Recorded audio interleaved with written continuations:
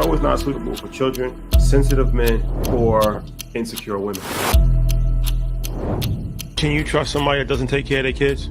I don't trust no man on earth that does not take care of their children. What's the biggest red flag in a relationship? Low effort and not being honest. Most of the time, you would think that a bad financial mistake would be spending money on clothes or vacation or like spending money on women. My worst financial mistake was buying a home. Like a king, give me my crown. Game time. Game time. Appreciate y'all.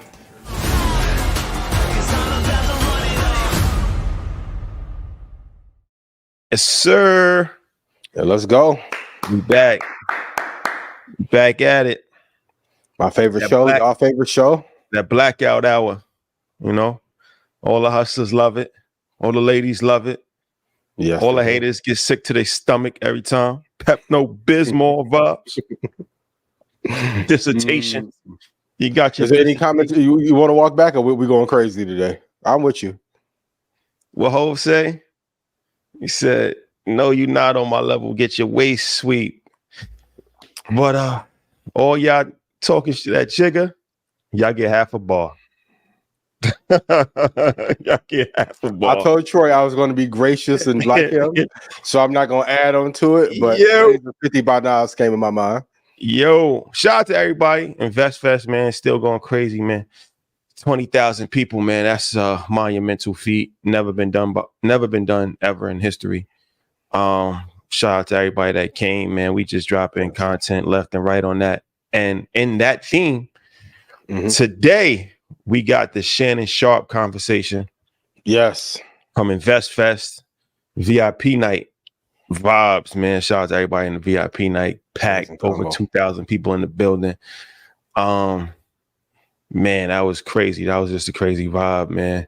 Emotional interview. And it's not just entertainment, it's a great business case. He broke down business. He broke down his family. He talked about his grandmother, started crying, talked about his recording schedule. Katt Williams, how that changed everything for him. Skip Bayless. I mean, the list goes on, man. So it's gonna be one of those ones, man. Hold tight. We're gonna drop that in its entirety in a few minutes. In its entirety. Yeah. Okay, ladies and gentlemen. Oh, and sneak peek, surprise, we will be dropping that 50 Cent interview on Earn Your Leisure next Tuesday. Next Tuesday at 1 o'clock, we're gonna drop the 50 Cent interview. Shout out to 50. Yeah, man. Rap so bad. He was so close. Oh man. Yeah, amazing performer. For sure. Okay. Stock Club sale. Red Panda Rebellion Stock Club. This is it. The last day. We said on Market Monday that this was going to end. So this is it. After today, it's over. IanInvest.com. 50% off sale. 3-year access to Stock Club. You get access to Sniper. So you can get your money right. You know, you only hating when you broke. So that's important to get your money right. Because when you get your money right, you ain't even focused on nothing. You just, you really just get into it. So Red Panda, the results speak for itself. You don't really even gotta sell it too much. If I made you money, please put yes in chat. The work gonna speak. The work gonna speak for itself. That's it. The work gonna speak for itself. So go to Ian. Entendre or no? Some of y'all out here with bad work talking crazy. Oh man. Go to IanInvest.com. Go to IanInvest.com. IanInvest.com. 50% off. Stock Club. 3-year access to Stock Club. Sniper. All of that. Gym of the day, 90 prices. Prices will come out September 6th. Which stocks to stay in, which ones to leave, how to know if we're going into recession. Sniper teaches you futures for free. For those of you who know, like if you learn how to trade futures, you can really make a path for yourself to be financially free. And a bunch of gyms. A weekly Stock Club call every Sunday night at 9 p.m. Central. Usually lasts an hour and a half. So I love y'all. If y'all want to get rich, join Stock Club, and this deal will not. There's no Black Friday deal, no Rosh Hashanah deal, no Christmas deal. This is it. So if you don't get in on this one, you're gonna pay way more coming the fall. So That's a fact. Okay. Have you ever heard somebody worldwide, like when they say, if I made you money, the crowd go crazy every time? They never been. You ain't do a show in Ghana and London. Y'all gotta get your passports. That's important. Yeah. Have to get your passports. Passport ready. Who you think has the top 5 performances at InvestFest? I'm biased, so I got to get a non-biased. This year or of all time? This year. Well, from what I've heard, because I didn't see because I don't want to offend anybody. Everybody was great, and we appreciate everybody. But from what I heard, and what I saw, 19 Keys, I heard great things about his panel. Yeah, he cooked. X, I heard. Shout to X. Ooh, amazing things about her. I'm gonna go with 50 because I got to witness that in person. Obviously, being on and just watching him, it was just a stage presence. It was amazing. It was amazing. Yep. It was amazing to be able to witness that. What that watch look like up close? Just a little personal talk. Chandelier. Oh, he brought some. Ooh, boy. They call it a chandelier. But I mean, so many people, man. You know, Alex, I heard that he had a great presentation in regards to trucking industry. I mean, of course, Steve Harvey and Stephen A. Smith. That was dope. The Africa panel was very informative as far as how to invest in Africa and Ghana specifically, with Shaka Bars, Kwame, and Alvin, hosted by Jatali. That was dope. So it was just dope. But those AI panels, I got a lot of good feedback from the AI panels, especially X. Yeah, especially X for sure. And then Damon John, he provided a lot of great information. Like, he's telling people what stocks to buy. He's telling people tax strategies. Like, that's like his performance, I think, was underrated. Like, he added value, like a lot of value. He added a lot of value for sure. So, but it was a lot. Shout out to everybody, like I said, that participated in InvestFest, man, and spoke. You know, great information. Matt spoke about home buying process. That was something that was very informative and helpful to a lot of people. How to buy a home. So, you know. Oh, get the replays. You go to investfest.com. If you guys want the replays, get the replay. If you're interested. Okay. All right, ladies and gentlemen. Oh, and You Deserve to Be Rich. Shout out to Troy. Myself and Troy, we got that book coming.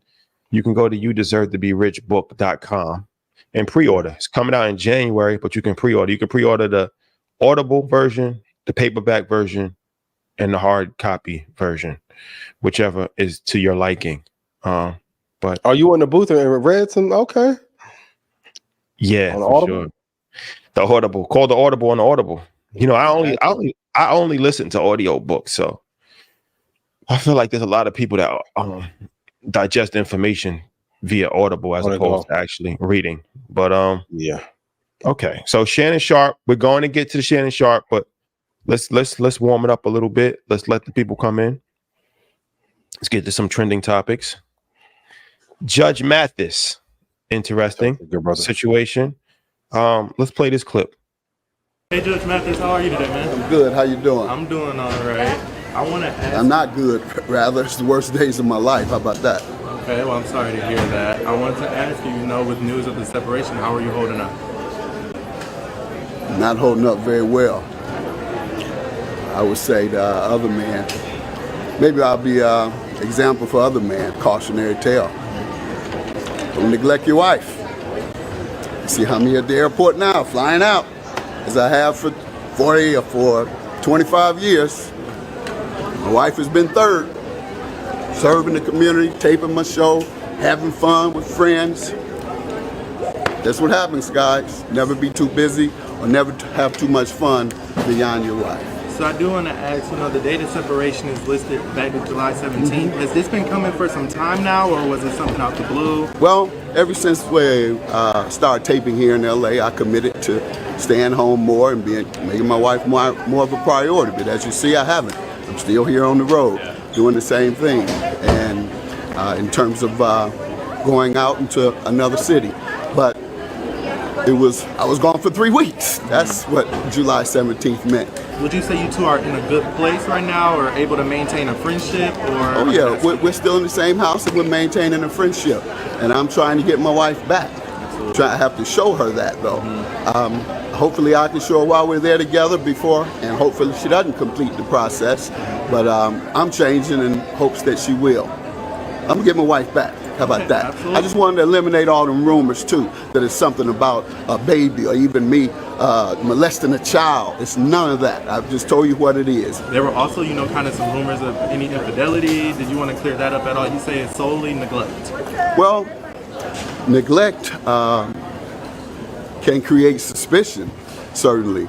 And if you're gone as much as I am, you have every right to suspect. You go to work, you go serve in the community around the country, then you go with your guys to sporting events around the country, you go to other events except without your wife hanging with you and enjoying herself with you. And so, yeah, she would have a right to suspect infidelity. But there was none of that going on. That's not the purpose. That's not the reason for this. Okay. So Judge Mathis is going through a divorce. I guess his wife filed for divorce. Mm-hmm. It's one of these things, right? First and foremost, hopefully they reconcile the situation. He seems sincere in his wanting to get his wife back, as he put it. Yeah. What do you think of this clip? I have it on my Twitter, but after you get a bag and amass all this wealth and fame and fortune, like the thing that we really want as men is like peaceful home, amazing partner, health, and really good friendship. And I think it's a cautionary tale. Because even though Market Mondays, we have a lot of discussions about how to get rich, how to get wealthy, and all of you deserve how to get rich. January, get the book. You deserve to be wealthy, right? Deserve to be free. But too many times we have conversations as men about how to make money, but not to retain it. And we leave out how important the relationship part, which brings us peace. And he said it like, okay, I make time for personal speaking. I make time for the show.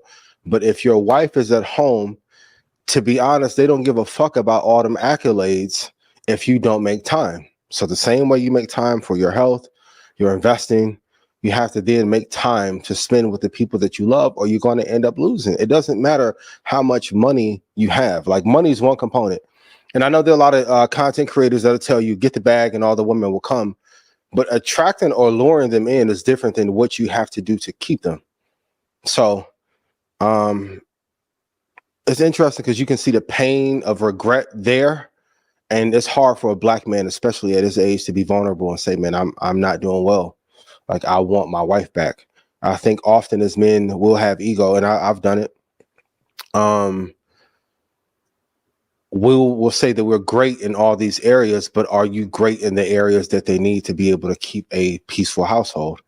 Money is not enough. So I hope they get back together. But fellas, you have to, the same way you work on your craft, and some of you play 2K and Madden and shit, you have to spend some time in a relationship actually being better to keep what you want before somebody else takes her. And let's be real, there's some fucking wolves in every age bracket that if you don't spend that time, they will. So what do you think? Shout out to Judge Joe Mathis, man. He definitely tap danced around the cheating question, but I think the hair nor there. I think that's Dirty Mac. Damn, hold on, my boy. Nah, did he tap dance around it, or he didn't want to? That's like when Charlamagne asked Gary Owens how long he was faithful, and then he got choked up, literally. he tap danced around it. But shout out to him, man. Hey, what can you do? But the thing about it is this, man.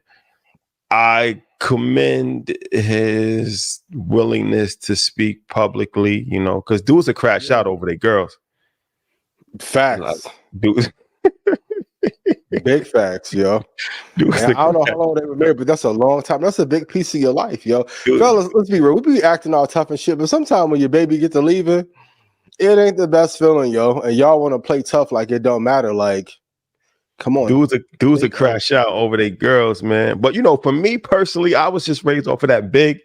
Like I remember BIG when he was like, problems with my wife, don't discuss them.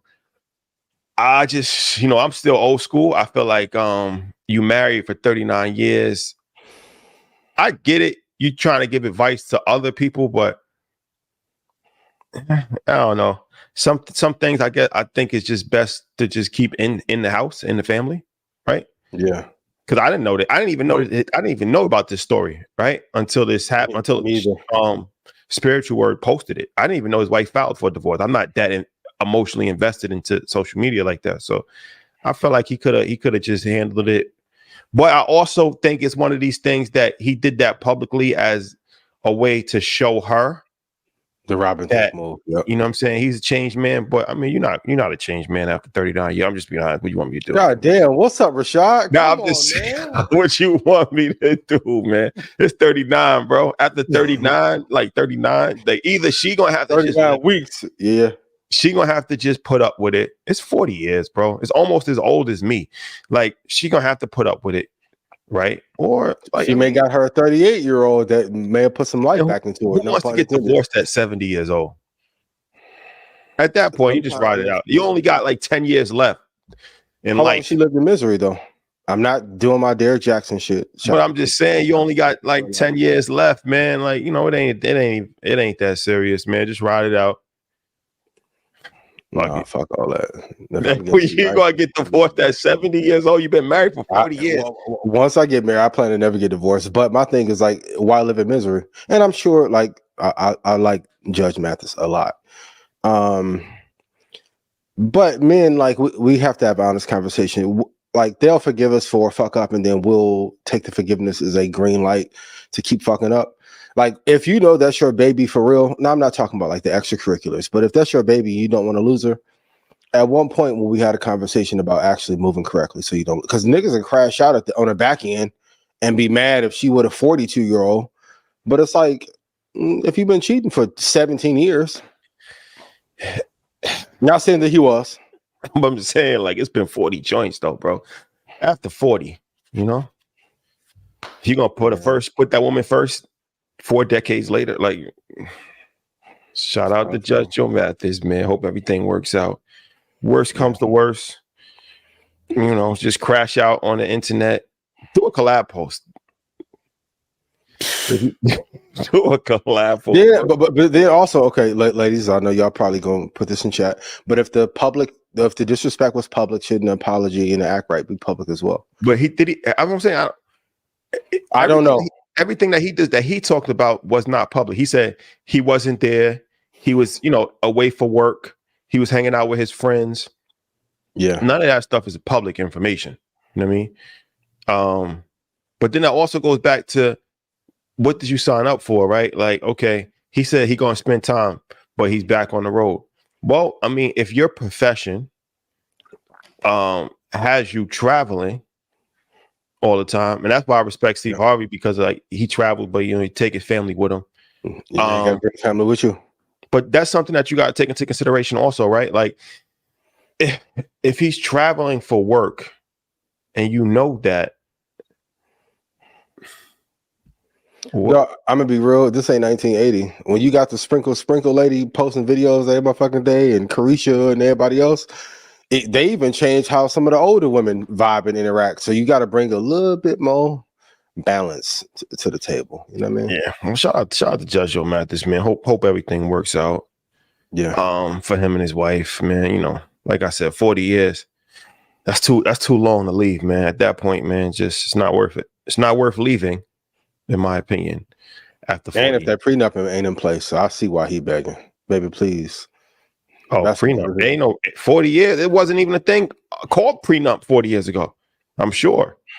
The prenup. When did the prenup get invented, Troy? Maybe you can chat GBT that to us, but I'm pretty sure the prenup was not a thing in 1985. I don't think the prenup was invented in 1985. Maybe I'm wrong. But even if it was invented, I doubt very seriously that when he got married in 1985, he had a prenup. I don't think that actually happened. But hey, who knows? Who knows? Fellas, my last parting words, like if you don't want to, now for the extras, it doesn't matter. But if you have somebody that you really like it will pay to do what is right. So even if things end, you know that you ended on the right terms and you can move on about your life. But that. Oh, and let me give a disclaimer too, because there might be some new people that have never watched Blackout. Blackout is a show. Yes, it's an opinion-based show. It's not Market Mondays. It's not Earn Your Leisure. This is an extension. This is a late night show. Myself and Ian, when we debate topics, we talk about our opinions. So for all of you financial literacy police that are so holy, the thing of nobody was even talking about financial literacy. That's the thing about it. They want to hold you to the cross for financial literacy. Like everything you do got to be financial literacy, bro. You didn't even know what financial literacy was. You didn't even know what it was. Yeah. Now we came and we have 37,000 hours of financial literacy content, the biggest financial literacy event in human history.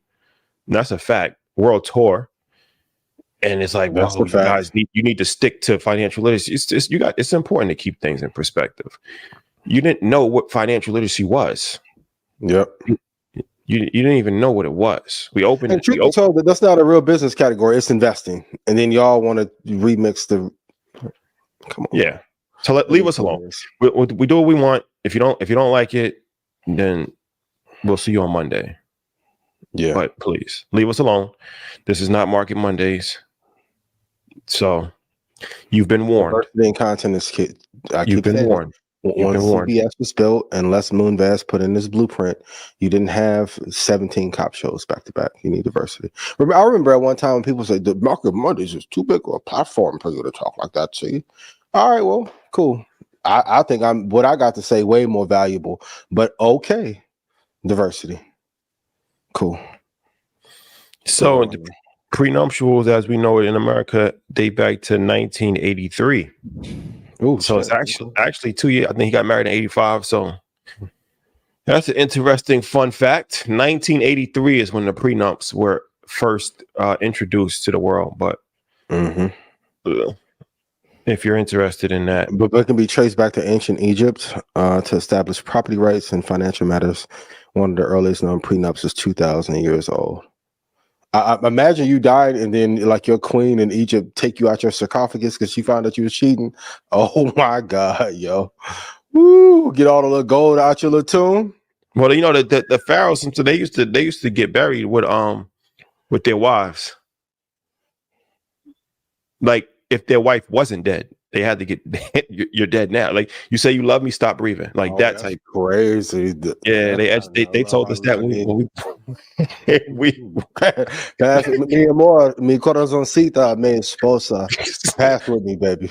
She loved me. I told her stop breathing. Let's go to heaven together, baby. Please. It's over. If it's over, it's over. If it's over That's for me, it's over for everybody. Everybody. Afterlife. Everybody's dying. You're coming with me. You're coming with me on this journey. I didn't know that for real. So like when you die, like they killed her off too, or she like committed suicide. Well, so what they told us was, and you Egyptian scholars refer to Billy Carson if I'm getting this a little bit wrong, but this is what, because I don't want to even go through this with you guys right now. But what they told us when we were there was that they was talking about one particular pharaoh, and it was like it's a pretty common thing that so he died, obviously, right? They mummied his body, and then in his like tomb, right? Like his wives, I think plural, multiple, but it might have been his men too. Some of the like, you know, his closest men. It was a whole party of people. Oh wow. Okay. I don't know how they died though. I don't know if they killed themselves or if they just go underground and just suffocate to death. Volunteer yourself a tribute. Not sure how the actual unliving process took place, but his most loyal companions, let's say that the most loyal companions,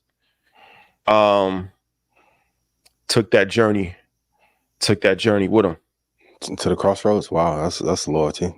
I mean, I know the little rib tattoo or something, but that's different too.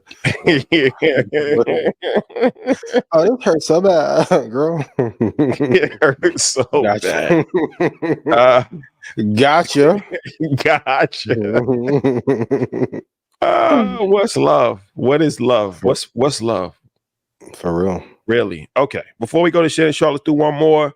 Let's talk about staying in theme with that. What are the top 5 mistakes men make that cause them to lose their relationship? Oh man, it's a bunch of things, but I think number one, not keeping the promises that you made early on in the relationship. I'm no relationship expert. There's no money in relationship podcasts. So I want to be clear about that. But I think a lot of times when men come in hella aggressive, we talked about this, the trip, the bags, the love bombing, you promise all of these things and it's great for the first month, but then over time, the effort goes away.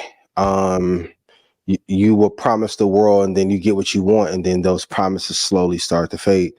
Number 2, not being honorable in how you move. For those of you who gossip about men and talk shit behind people's backs, like your woman is watching your character. Like I'm even seeing it. I know people that are in relationships, but they don't like the way their man or husband moves and they won't even be attached to their man or husband in public because you're not moving honorably. Number 3. You're moving like a bitch. You said it. I'm gonna stay on Troy George vibes. I'm in Loverboy vibes, right? Minovia, you're supposed to, right? True. Respectfully. Number 4, losing your ambition inside of the relationship. So like you presented yourself as hustler, entrepreneur, CEO, and then she's around you day to day and see that you're lazy as fuck, or that you want to put everything on her. Like she signed up to be a woman, not your mother. So when ambition goes away and you're not self-sufficient, that fucks everything up. Not fostering a loving environment. Even with me, I won't put pressure on anybody else. So of course, it's a great piece of content to be like, hey, I had an ex, not the most recent one, but the one before. She wouldn't pack bags, right? Great piece of content. Oh my God, I can't believe you went somewhere and she wouldn't pack bags. But also the other side of it is, did I do something in tone, delivery before that made her be like, I need to check out of this shit. This ain't it. Because I can have a mouth and have an ego and talk shit too, right? So you got to foster an environment that allows them to flourish, to feel safe enough to do the shit that you want. And I think most men don't do that frequently enough. And last one is lying. Some of y'all just be lying. Y'all. Even with Black, I keep saying it. A lot of men will say, I can't believe you say this, da, da, da. It's not an indictment on me. It's an indictment on how much men lie. Ladies, if a man can be this honest with you and how I've been since we started the show, he's lying to tell you what you want to hear, opposed to what the truth is. So, create a safe environment and you'll get more what you want. Be honorable. Don't be a fuck boy. Don't lie. Be kinder. Be gracious. Keep your word. And if shit not working out, leave. So, what do you think? You put some thought into that, huh?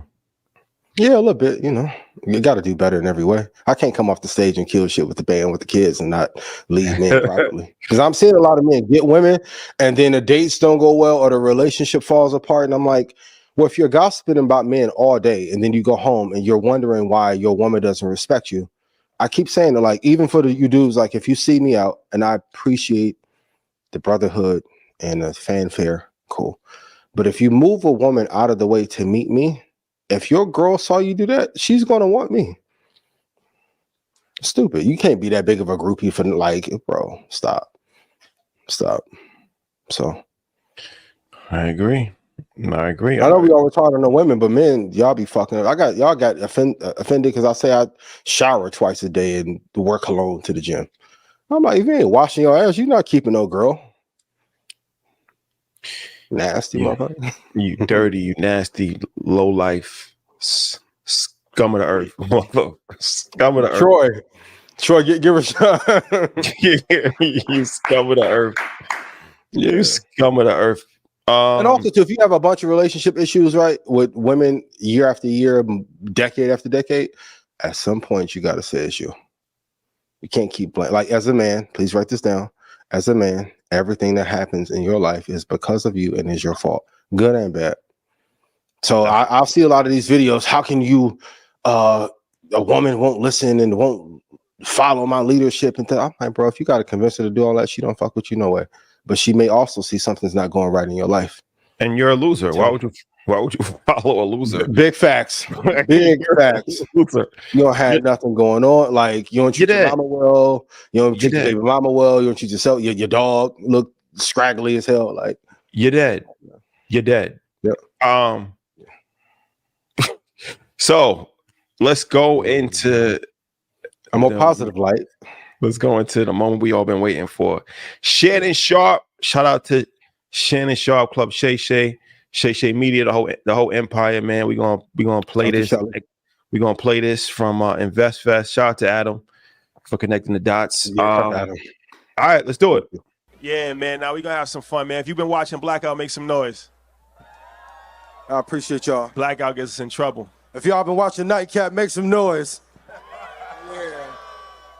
So, y'all know how this goes, man. This is gonna be one of the moments in time, man. We get to talk to the personality of the year, but somebody that I just got a chance to talk to for 25 minutes. Just a brilliant mind in the space of business. So I want you all to just take in this moment, get the most of it, and really appreciate it. But first and foremost, thank you guys for coming. I appreciate you guys so much. Thank you guys again. Thank you for real. Thank you. Okay. Shannon, let's get into it, my brother. Let's do it. So, first and foremost, I want to start with this cognac. You told me a story. You know, if y'all watched Shannon for a long time before Club Shay Shay, you know that it was Black and Miles and it was Hennessy. Y'all remember those days? So, how did this come about? Because you said that Hennessy actually played a part in this in a weird, unorthodox way, right? They absolutely did. I don't know how many of you guys have followed me, but when I joined Undisputed back in 2016, when I would celebrate my team winning and Skip's team not winning, I would come out with Black and Miles. I would have Swishers. You know, Snoop would give me some product, but I would come out with Hennessy. And I asked them to be an ambassador for them because I was giving them free publicity, doing 10, 15 million impressions. And they was like, okay, yeah, you're doing a great job. We really appreciate it. We love what you're doing. We're watching. And so now, fast forward, I think a couple of years, the Super Bowl's in Atlanta. They's like, oh, yeah, we really love what you're doing. So I'm thinking I'm promoting their product. Super Bowl's in Atlanta. I live in Atlanta. I'm from Georgia. They're going to invite me to the parties. They're going to make me an ambassador. Not only do they not make me an ambassador, they bring someone on as an ambassador that has never promoted their product. So I said, you know what? Had this a couple of guys reach out to me and said, have you thought about doing your own spirits? I said, no, I haven't. They's like, well, what would you like to do if you were to do a spirit? I said, cognac. It wasn't even in my mind at the time that I was going to be competing against Hennessy. I just thought the tequila market was oversaturated. The wine market everybody had started getting into the wine, and so I felt that if I got into the cognac space, it would be great. And fast forward, here we are.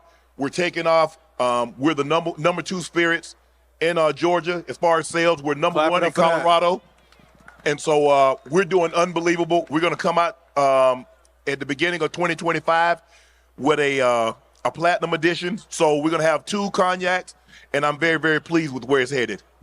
You have some incredible competition. Can you walk us through what your plan is to make this brand number 1? Well, you know, Hennessy got a big head start on us, and I won't ever speak down on the competition because that's not what we do. We feel that we have the best VSOP on the market, and what we've done, the process that we had to go through to get through this, as I was telling him backstage, this is not the original bottle. The original bottle that we came out with, the company that we were using went bankrupt. So they took a lot of our money with them, and so we had to come out with a new design. But what we felt is that during the pandemic, do you know how hard it was to get stuff back and forth out of the country, getting, samples? Because when you put together a cognac, people don't realize this, it has to originate in the cognac region. It can't originate anywhere else. It has to go through the process, copper pots, wooden barrels, things of that nature for at least 2 years. And so to get the combinations of going back and forth, and we're going to upload it eventually, what a cognac is, because you like a certain taste, because at the end of the day, taste matters, but we want this cognac to win awards. So me and my partners, we went to cognac, we flew to cognac. Well, at first we couldn't do that. But when we're coming out with this platinum, we flew to cognac, spent 3 days over there mixing the products, and we believe that we've come up with a great, the platinum edition, and it's binding right now. So we mixed this in June. Hopefully we'll get it here in the next month or so we can taste it and make sure it's to our satisfaction. And the people that's going to buy our product, they're going to love it also. So, okay, you have the most viral moment of our generation. Make some noise for that. That's a fact. 70 million views on YouTube, Katt Williams, right? Yes. Let's talk about this for a minute in a couple different manners. First, I'd ask you, but I want you to tell the audience, did you know that when you did that interview, right, in your mind, did you know, like, this is a home run, we out of here, we never looking back? No. I was just hoping to get 10 million views. I thought, because Steve Harvey at the time, he was my most viewed conversation on my platform at 8 million views. And I feel if I can get 8 to 10 million views, that was a great conversation, great interview, whatever you want to call it. I just remember a short story of how that came about. I got off the elevators one Friday. I was in my attorney's office, and this black lady is getting on the elevator as I'm getting off. And she said, "Hey, Shannon, how you doing?" I said, "Hey, how are you?" I was like, "Ma'am, do I know you?" She's like, "No." She's like, "I've never seen you here before." I said, "My attorney's here, and I've been coming here for like 3 or 4 years." She said, "Wow, I never knew that." She said, "Today is my last day at work." I said, "Really?" I said, "So what are you going to do?" Now, mind you, I've been trying to line Katt Williams up for over a year. I don't know if people know this, but Katt doesn't fly. He takes his tour bus everywhere. So he's not going to be in California anytime soon. So I'm getting off, she's getting on. She explains, "Today is my last day of work." I said, "So if you don't mind me asking, what are you going to do?" She said, "I'm getting ready to be Katt Williams' personal assistant." I said, "Really?" I said, "I've been trying to line Katt up for a year." That was a Friday. The following Friday, Katt was sitting on that brown couch getting ready to do Club Shay Shay. That's incredible. And so I remember doing it, and I tell people this, and I don't know if you've heard it. Had we had Katt mic'd up from the time he hit the door, it'd have done 100 million views. Because there are a lot of people that he killed that it never made the air because Can you name one or no? No. I had to try. Katt has already got me in enough. Katt has already got me in enough trouble as it is. And so I remember wrapping the interview, and I look back at my producer, CJ, and he's shaking his head. So I cover my mic. I was like, "Did I say something? Did Katt say something? What's going on?" And he's just shaking his head. He said, "You're going to break the internet, and people are going to talk about this for all 24. And I'm looking at him like, "Really?" He's like, "Shannon, you have no idea." And so I'm hoping for 10 million, and we do 24 million in 2 days. And Needless to say, but you don't know what's going to be good. You're just having a conversation. You're letting and people like, "Well, you being messy." What I allow guys to, I let men and women to come on my show, and I don't listen to any other interview they've done, so I'm not looking at them with judgy eyes. I'll allow them to speak freely. I'm not trying to cut them off, and that's why the interviews go 90 minutes, 2 hours, sometimes 3 hours, because I'm not cutting them off and trying to redirect them in a path I want them to go. You took time to come on my platform, so I want you to speak freely. I always ask all my guests, is there anything you do not wish to talk about? I believe the person that's sitting on my couch has a good enough portfolio that they can talk their entire career without their most embarrassing situation.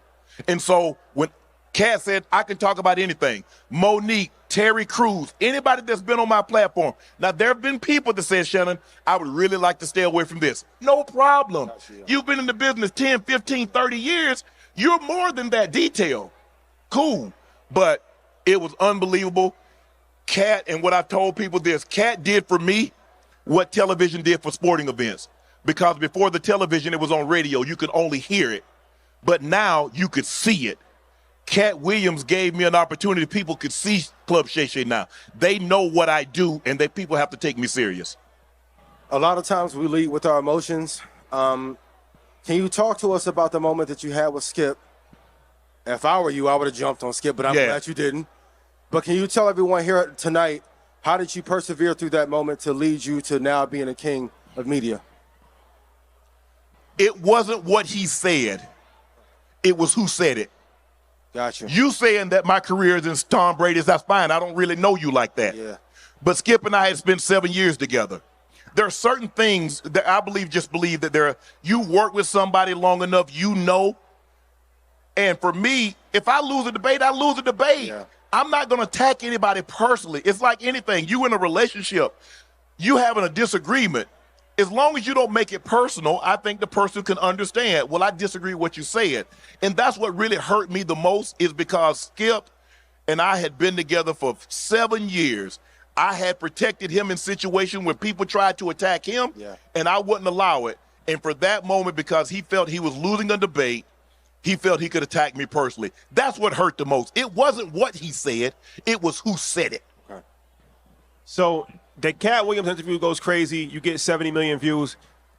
Were you able to 10x the revenue as far as sponsorships and corporate relationships? Because we saw Call Me Daddy, 120 million. We saw Joe Rogan, 100 million.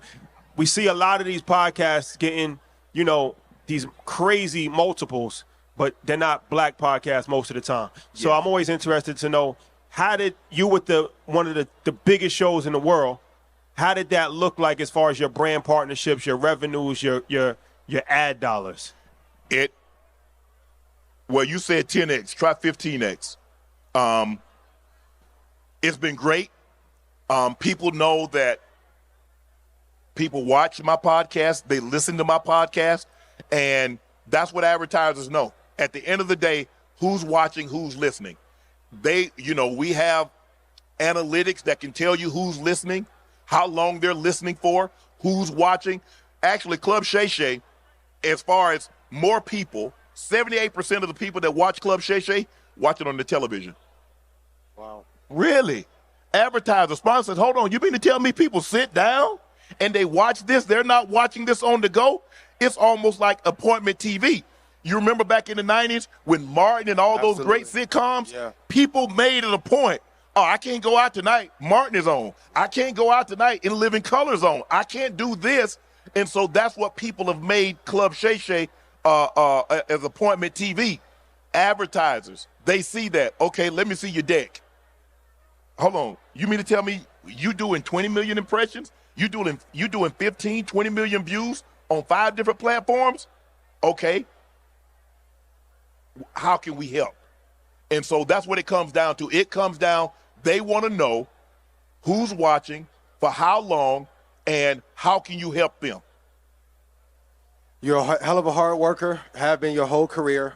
For those who want to be in the seat that you're in tonight, can you give them the truth about how much work and how long it takes to become the success that you are today? Because on Instagram, it looks like, hey, if I start a business in a year, I'll be famous, I'll be popular, I'll be rich. But we know that's not the case. That's not the case. I tape First Take on Mondays and Tuesdays. I tape Nightcap Sunday night, Monday night, Thursday night, Saturday night. That's 6. I tape anywhere between 2 and 3 shows of Club Shay Shay a week. So that's 8 to 9 shows, sometimes 10 shows in a week. But I also have meetings with LaPortier. I also have meetings that we're meeting with companies about doing scripted and unscripted game shows, sitcoms, things of that nature. So I'm constantly going nonstop. And it's hard. It's draining on a relationship. And so that's the hardest part, is that what do you want to do? How successful do you want to become? Because there's really no shortcut and there's really no secret. It's hard effing work. And look, it's not for everybody. Some people says, well, I want a balance. I want a family life, and that's fine. I don't begrudge you for that. But I'm trying to secure 5 generations, and I'm starting with me. So I want my kids, my grandkids, my great-grandkids, my great-grandkids. I want them not to have to worry about anything. Now, I'm going to leave them enough money. Now, if they F it up, that's on them. Yeah. But I am going to do my part to make sure my kids, my community, I'm gonna give Savannah State, I'm gonna give them their cut. Yeah. I'm gonna make sure things that's gonna help my community flourish long after I'm gone, I'm gonna give them their cut. That's my purpose now. I finally understand what my purpose is. For the longest time, I really thought my only purpose was to play football, make sure get my grandmother out of that raggedy house. That was it. But over the last several years, God has given me a vision that I have a higher purpose than that. Now, this is Blackout, so I got to ask, how you had that conversation in a relationship? I know my purpose, but you don't have enough time for when she wants to go out, right? Ladies, y'all don't want to be hearing that shit, right? So how do you have that conversation and still stay on your purpose and manage your relationship? Because the Lord knows I don't know. That individual has to understand, and it's not easy. It's really not easy, and it's not for everybody. Yeah. Everybody says they can be number 2 until they're asked to call to be number 2. Oh, I can do that. Shit, oh, that ain't no problem. I'm going to support you. Then all of a sudden, things happen. Okay, I get an interview. I got to fly out of town, and I got to get this interview. Well, why? No. They don't work on your schedule. You work on the talent schedule. So when Katt Williams or Steve Harvey or whomever says I can do an interview on Thursday, got to be. And I can do it on Thursday. Yeah. Okay, I got to get on the flight and I got to go down there Thursday. So now I got to fly to wherever they are, wherever the interview is scheduled. I got to do that interview, but my guy right here, my creative guy, he's got his kit. We got to set that up because we got to do nightcap also. So it's really difficult to have a relationship, but the question is, what's important to you? And right now, work is the most important thing to me, and I make no bones about that. I don't make any apologies about that. And, you know, that clip that you had, I really resonated when you said that there is no balance. No. Yeah. There's no balance to greatness. There's no balance to Anybody that tells you they're balanced to greatness, they're not great. Look at LeBron James. LeBron James is a perfect example. Savannah says, I didn't want to be in the public eye. I want to support my husband and raise a family. Look at anyone that's ever achieved greatness. Now, I'm not talking about now. I mean, once you get 17, 20, 30, $100 billion, it's easy to sit back. Yeah. But ask them that question when they were growing that company.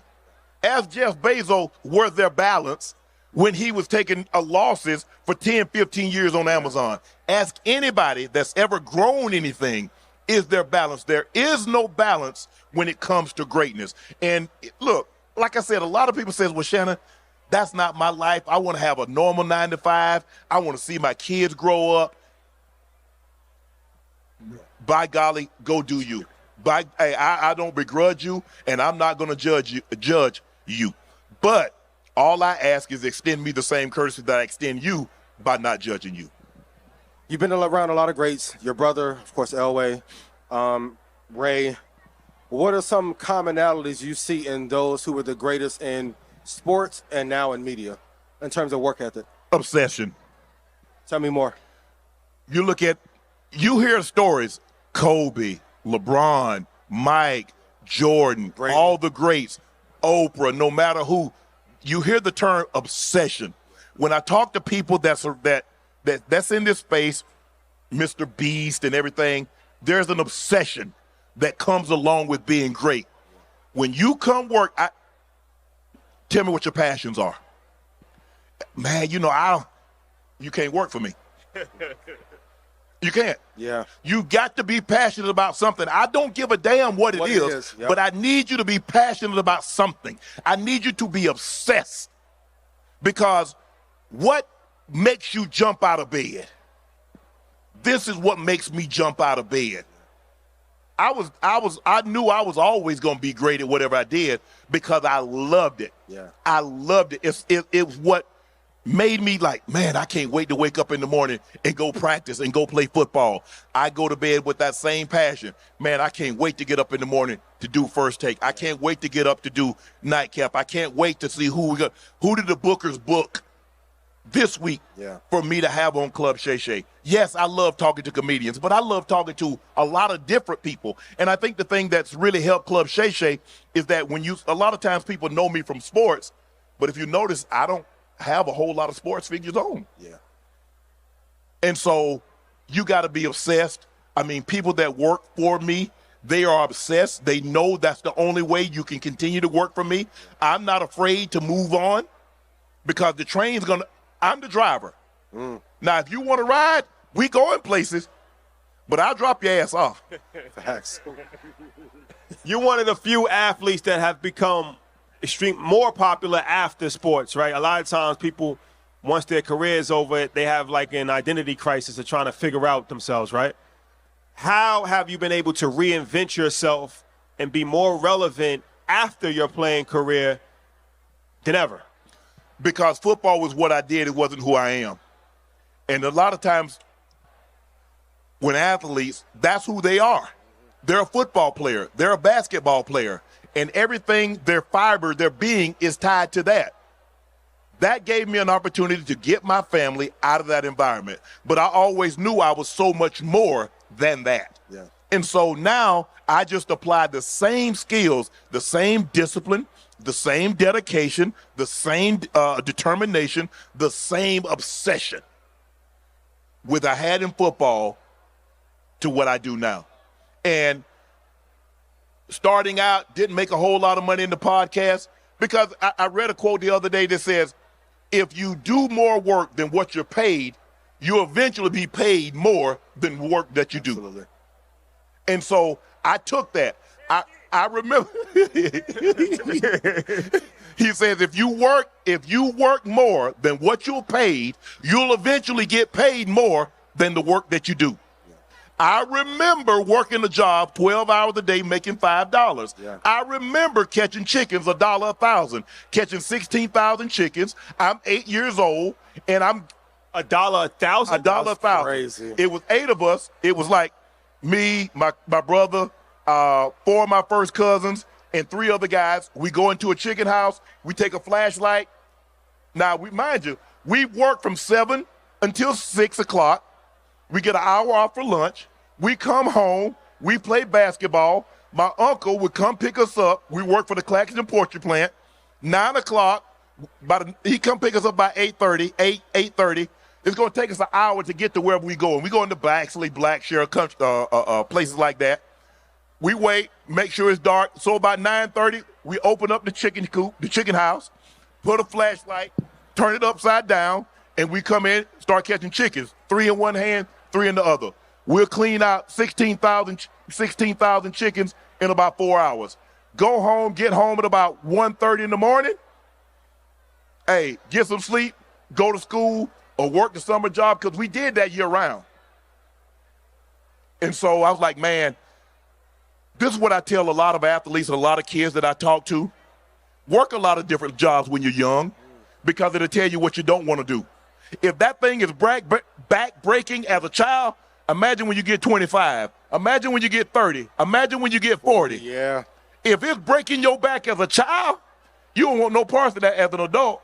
And that's what it taught me. Catching chickens, loading watermelons, baling hay, picking up pecans, clipping onions, tomatoes. I don't want no part of that. With no insurance, if you don't work, you don't get paid? Oh, hell no. For real. If there's any athletes in here tonight, can you walk us through your formula for how much money you would save versus how much you would spend? I know you talked about this before, but what's the ratio of how much money they should be putting away for a rainy day? Because rainy days always come. They're coming.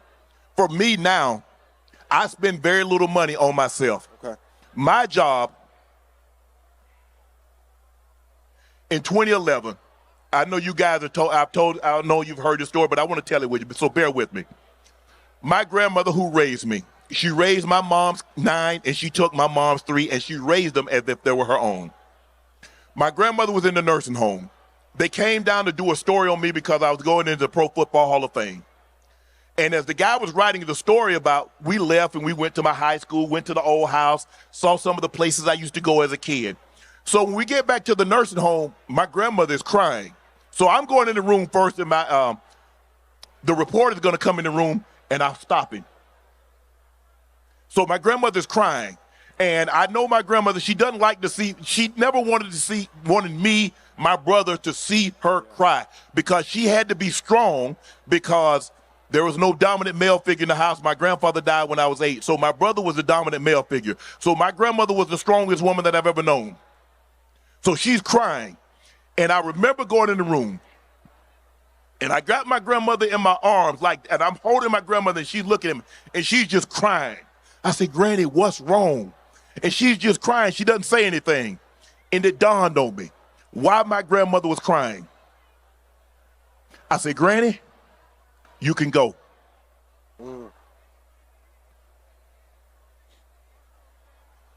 I said, Granny, you can go. I got it.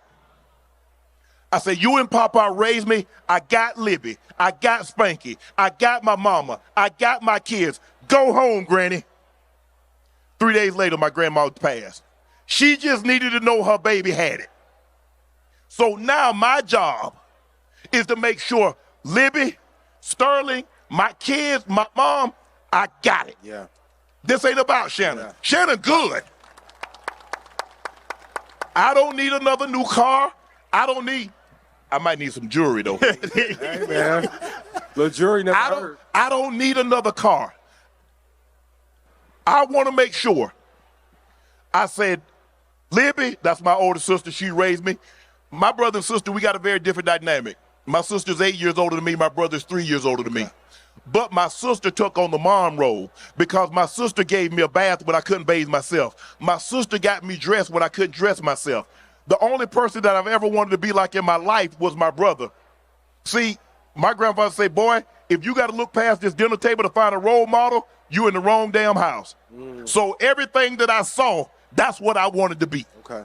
So now, the man that you see before you today, the 56-year-old that grew up with no indoor plumbing, no running water, cement floors, cinder block, 1,000 square feet, sometimes 10 people in the house, is a byproduct of what they did to make sure I became the man that I became. So my job now is to make sure everybody that Mary Porter was concerned about, and she couldn't go home until she found peace knowing that her baby had it. See, I slept with my grandmother until I was 15 years old. I didn't get out of the bed with my grandmother until my brother went to college. See, my grandmother and grandfather didn't sleep together. My brother slept with my grandfather. I slept with my grandmother. When my grandfather passed, my brother slept in the bed by himself, and I stayed with my grandmother. I was close. I didn't go out. We play a football game. I done lit somebody's ass up. Hey, Sharpe, what you gonna do? I'm going home to Granny, because she home alone. We play a basketball game. I done dropped 30, 40 on somebody. I got to go home and take care of Granny. So that relationship, I needed her to know, Granny, I got it.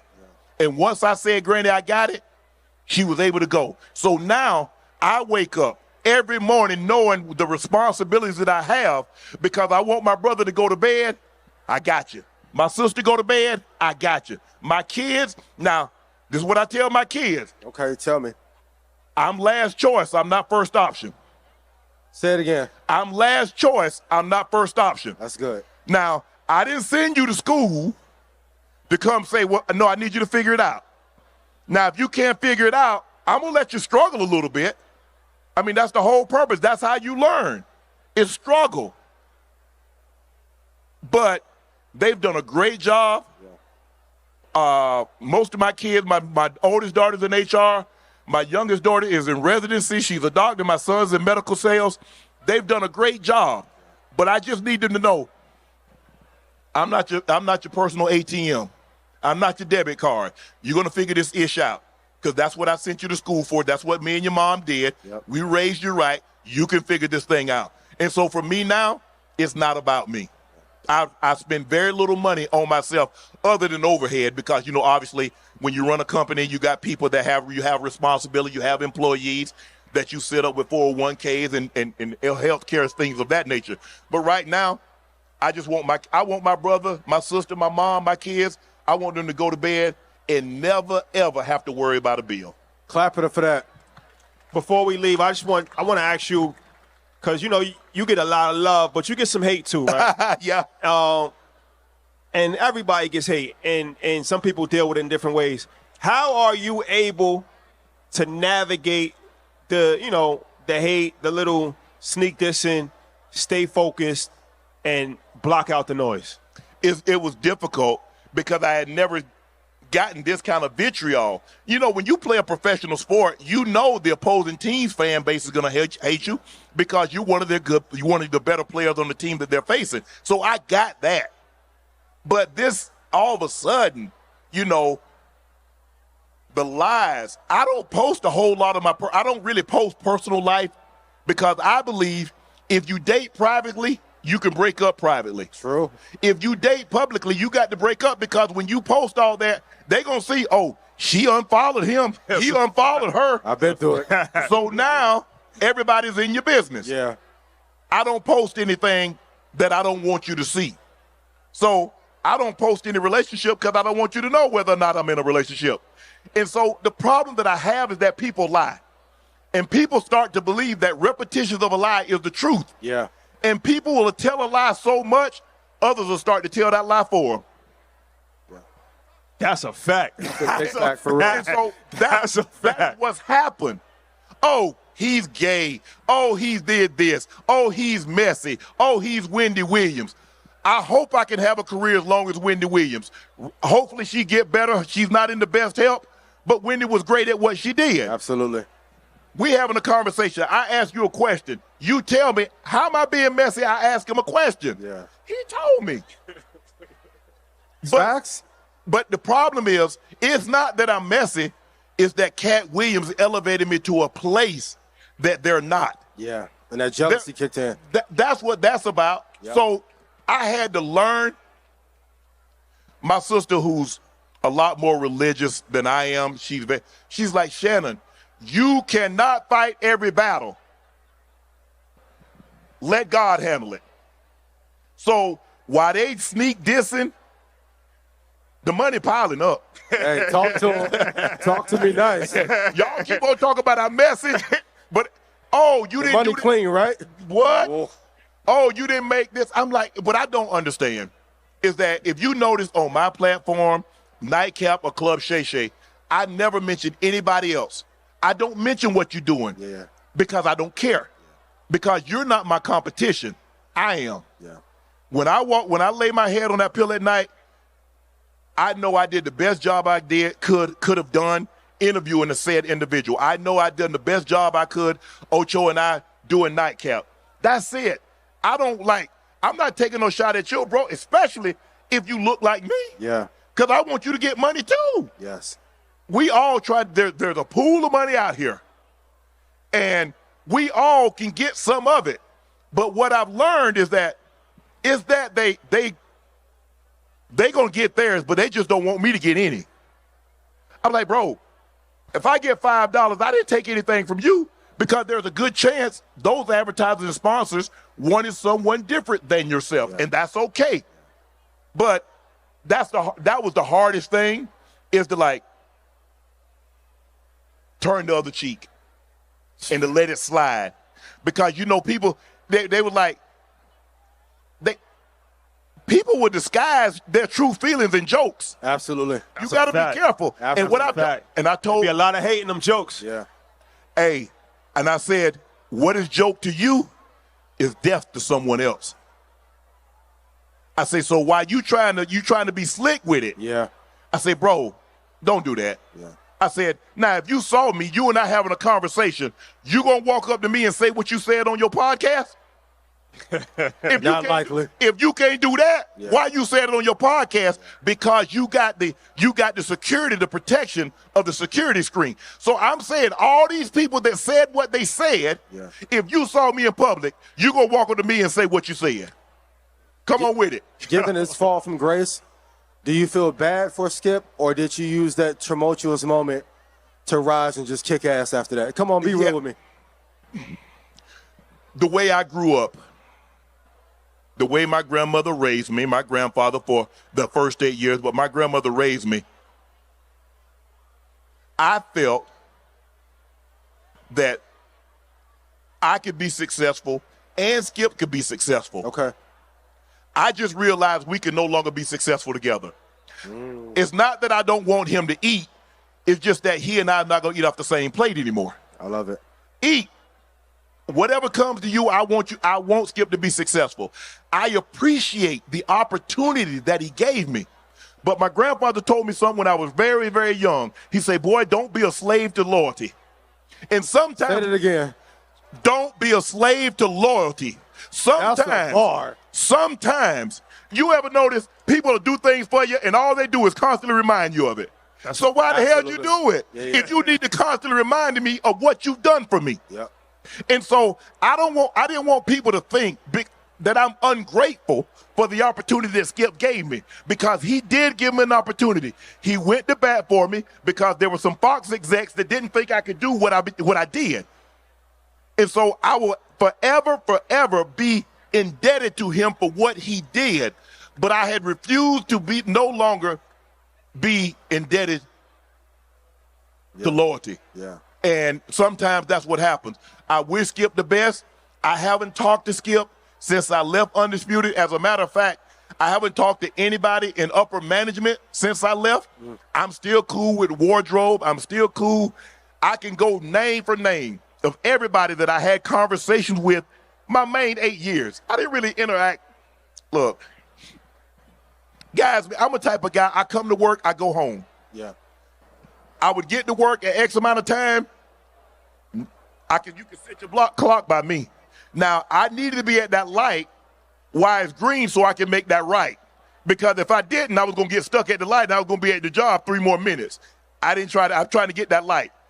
I come in, I do my job, I undress, hang my clothes up, I'm out. I got to get home, get back to the dogs, feed them, let them out, get ready to go work out. So, I have no ill will towards Skip. I'm sure one day we'll cross paths. Absolutely. We'll sit down and we'll have a conversation but we had a great 7-year run. We had a great 7-year run. And it came to an end. And am I sad about that? Yes. I'm sad how it ended, not that it ended. Yeah. How? But like I said, I'm sure one day we'll cross paths and we'll talk about the great times. But I just refuse anything, even a relationship with Skip or even a personal relationship. I was in a relationship for 10 years. The last year and a half wasn't great, but I won't allow the last year and a half to ruin the previous 8.5. Yeah. So I won't allow 5-6 months of Skip and I, we going back and forth, and it got to the point that we needed to be separated. I won't allow that to ruin the great times that we had, because I think we did great TV, and he gave me an opportunity. Laportier doesn't happen. Club Shay Shay doesn't happen. A lot of the things that's going on positive in my life doesn't happen without him. Some of the people that I've met doesn't happen without him. So I'm forever grateful for this opportunity that he gave me, but we needed to go our separate ways. I want to thank you for your time. Before we leave, can you just share some last departing words? A lot of people in here are entrepreneurs or aspiring entrepreneurs, hustlers. Before you leave, you want to just leave them with some words of encouragement? Yes. Guys, don't let someone tell you what can't be done because they can't do it. And see, a lot of times you have to be careful what you share with people, because sometimes you're educating the enemy. Say that again, please. Be careful what you tell people. Sometimes you're educating the enemy.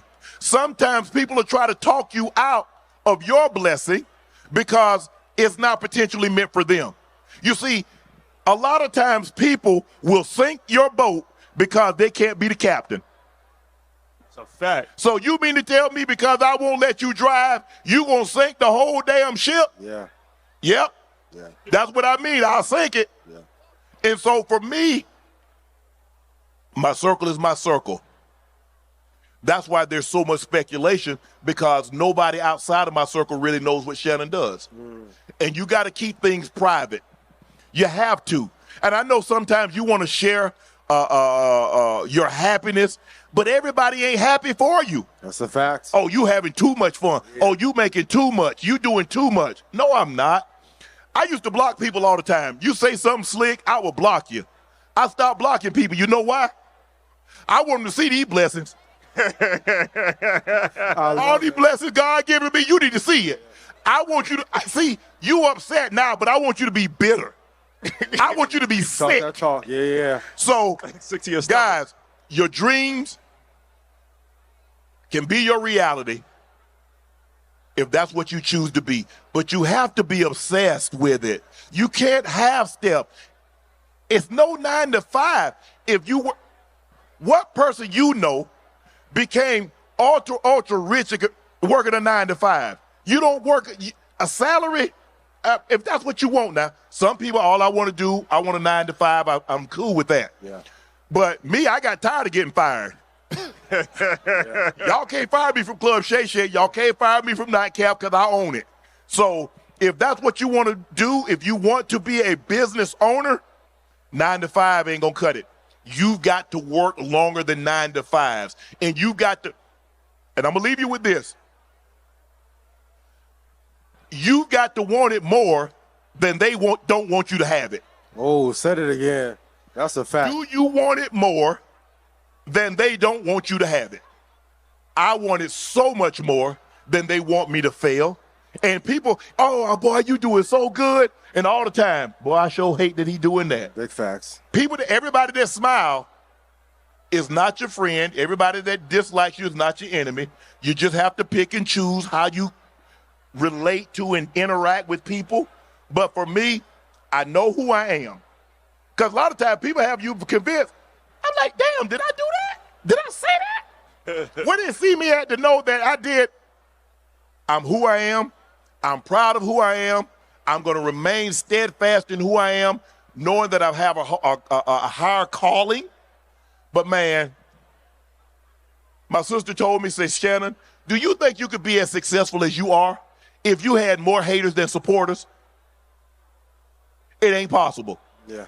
It ain't possible. It's not possible. So, for me, go get what you no, you don't get what you deserve.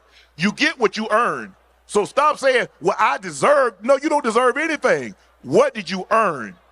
I've earned the right to be in this position by how I've treated people in business. The number one rule in business is what you need to know is relationships. If you think it's anything else, you're fooling yourself.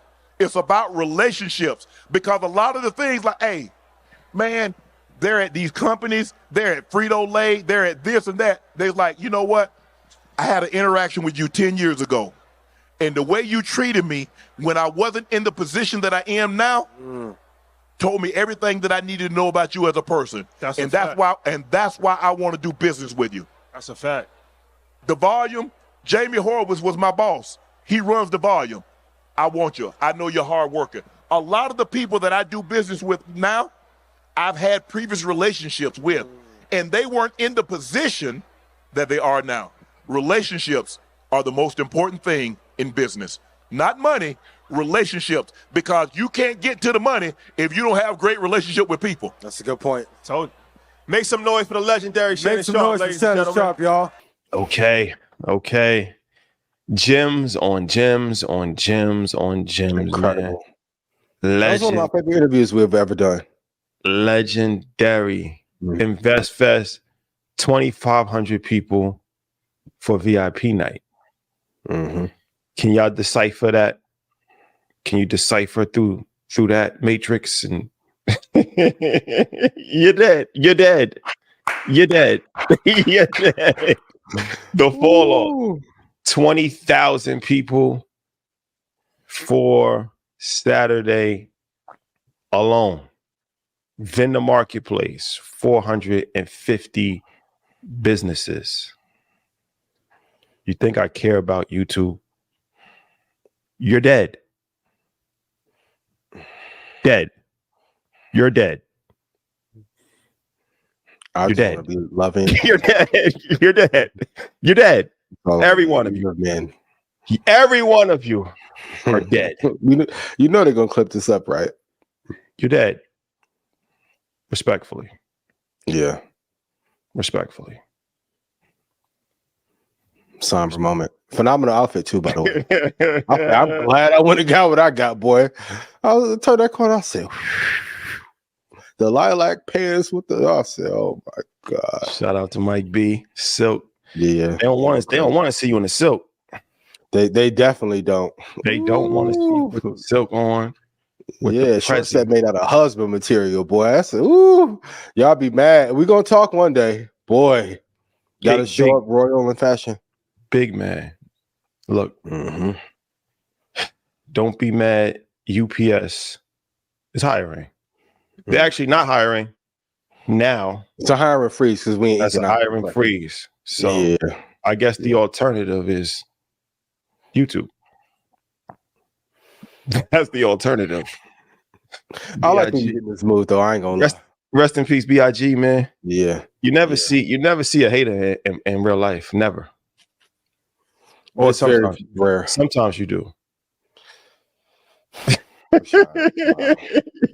can hear the mom and dad's voice. You're dead. You're dead. You're dead. You're dead.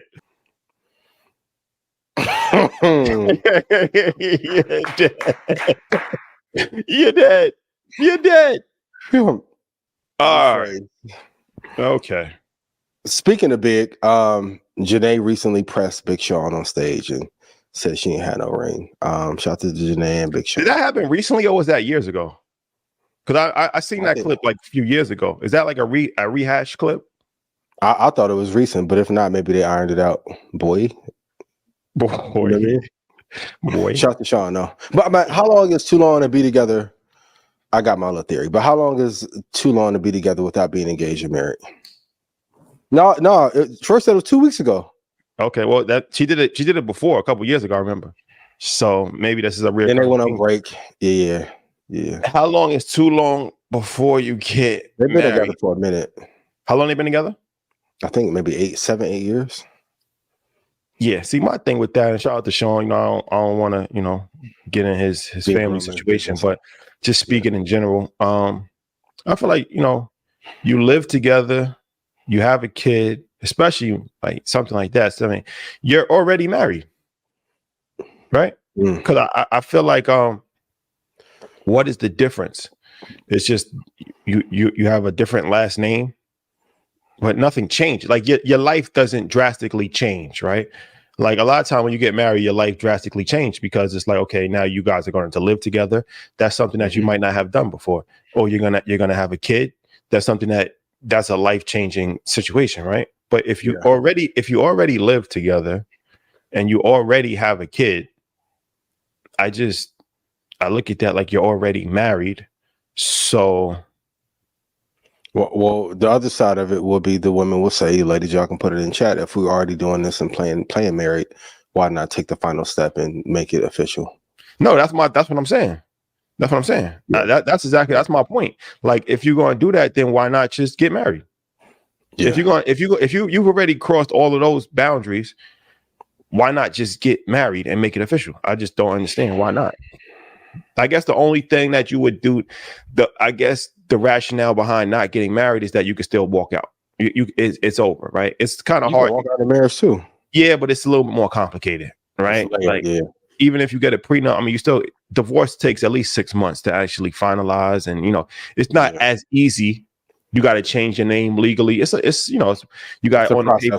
Yeah, you got to take health insurance. You got to rearrange your health insurance, shit like that. So there's a process as far as breaking up a marriage, where there's no process when leaving a relationship other than figuring out child support and shit like that. Like, you know what I'm saying? Like, so I guess if you're not really ready to commit on that level, I don't know.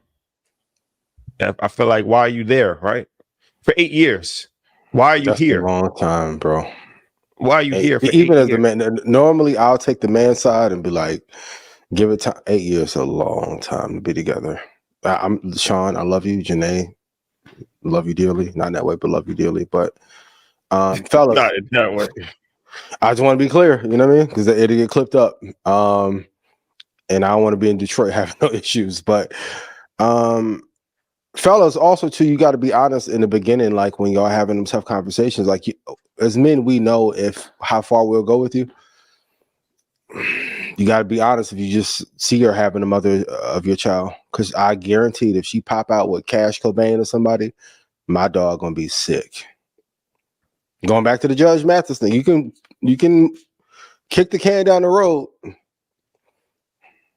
but if somebody else comes scoop her up, man, you're gonna be hollering. So, but what do I know? I'm just a man trying to do better myself. So that's it.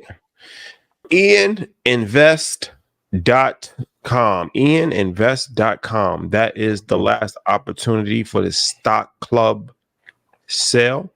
Red Panda Stock Club, 50% off. 3-year access to Stock Club, access to Sniper. Tells you the best times to buy inside the stock market, specific stock prices, access to Gems of the Day, community calls, you name every week, Sunday. Yep. You name it, ladies and gentlemen. You gonna put on a class for how to write 5 captions or no?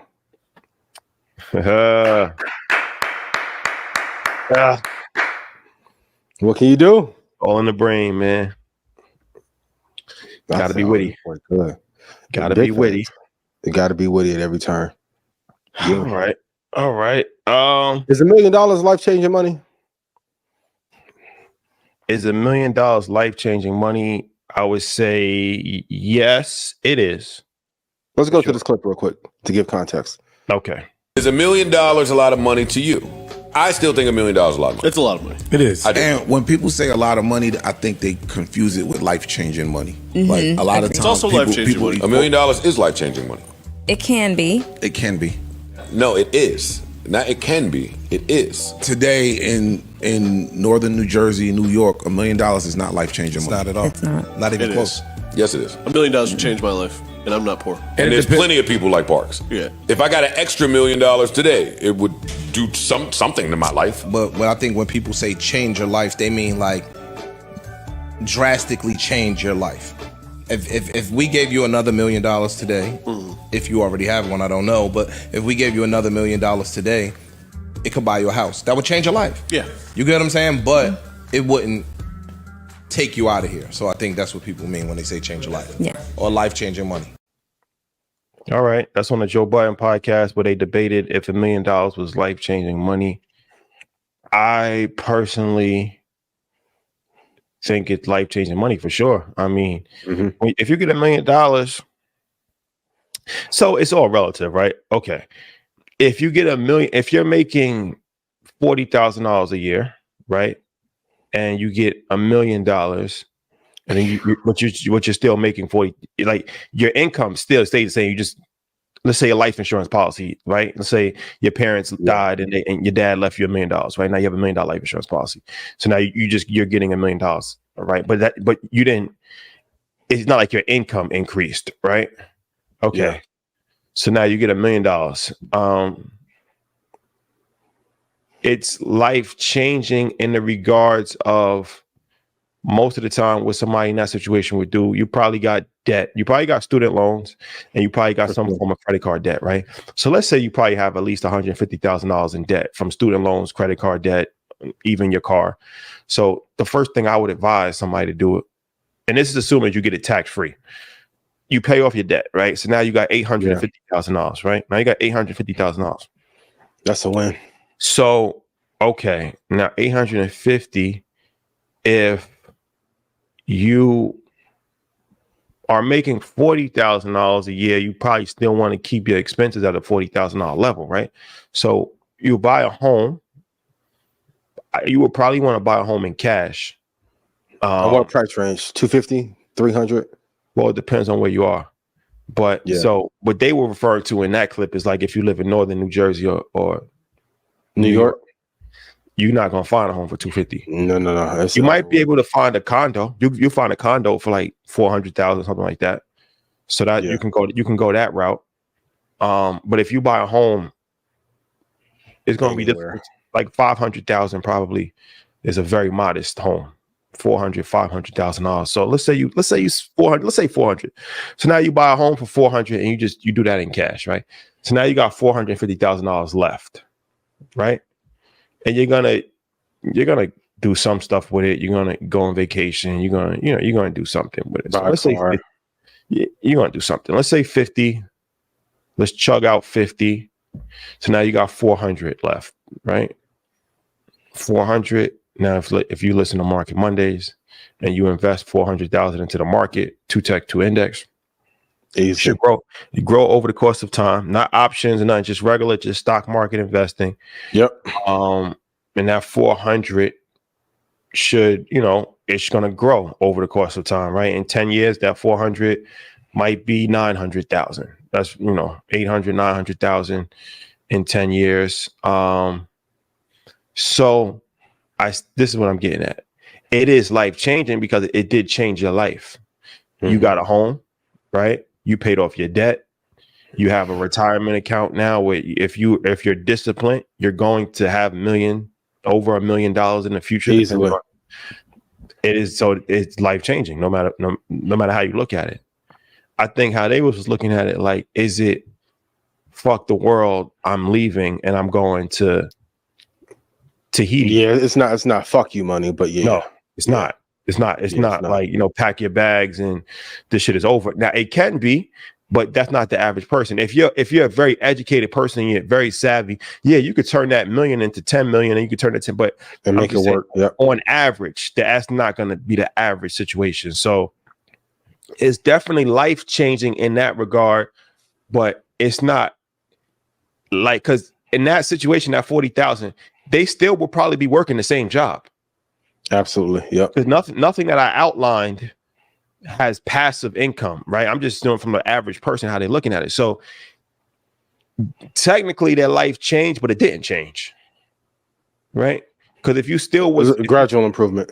Yeah, if you still was working that job, you're still going to be working that job. Now, you don't have the debt, you have somewhere to live, but so it did change your life as far as got you in a different situation, but it didn't change your life as far as your day-to-day routine didn't really change. So I think it's a kind of a complicated question. And I think that they just lacked the complexity of their answers, which I think kind of got people mad because they was like, they were out of touch. But I think giving them the benefit of the doubt, ICE, I think what they were trying to say is that it's not like I'm waking up and I'm a different person type shit. Yeah. Like, you know what I'm saying? Like, I'm a different person. You hit the lottery, 100 million now. You don't got to do nothing for the rest of your life. You're a different person. You could move to, Miami and live on the beach and it's over type shit. That $1 million is not going to do that for you. Yeah. So that's a long answer, but I think it's important to kind of provide that because I feel like when you're looking at it, it's important to kind of, gauge it off. Give that context. Yeah. Look at that. You giving financial gems inside of a messy opinionated show. Clap it up for you. Try my best. What's your opinion? Is it life changing? Yes, it depends on what you do with it. Like, I know some people may criticize me for it, but I've always been like, being debt free is the way. So if you can buy your house and have that free and clear, buy a car free and clear, and you continue to work your job, it would even make you enjoy going to the job a lot more because you don't have as much pressure upon you. Now, is $1 million what it was in 1970? No, because of inflation. Or 1950? No. That new number, that freedom FU money for most people will be like $8 or $10 million adjusted for inflation. But will $1 million change your life? Especially if you invest it long term and build some wealth and passive income that way after you're debt free? Hell yeah. Hell yeah.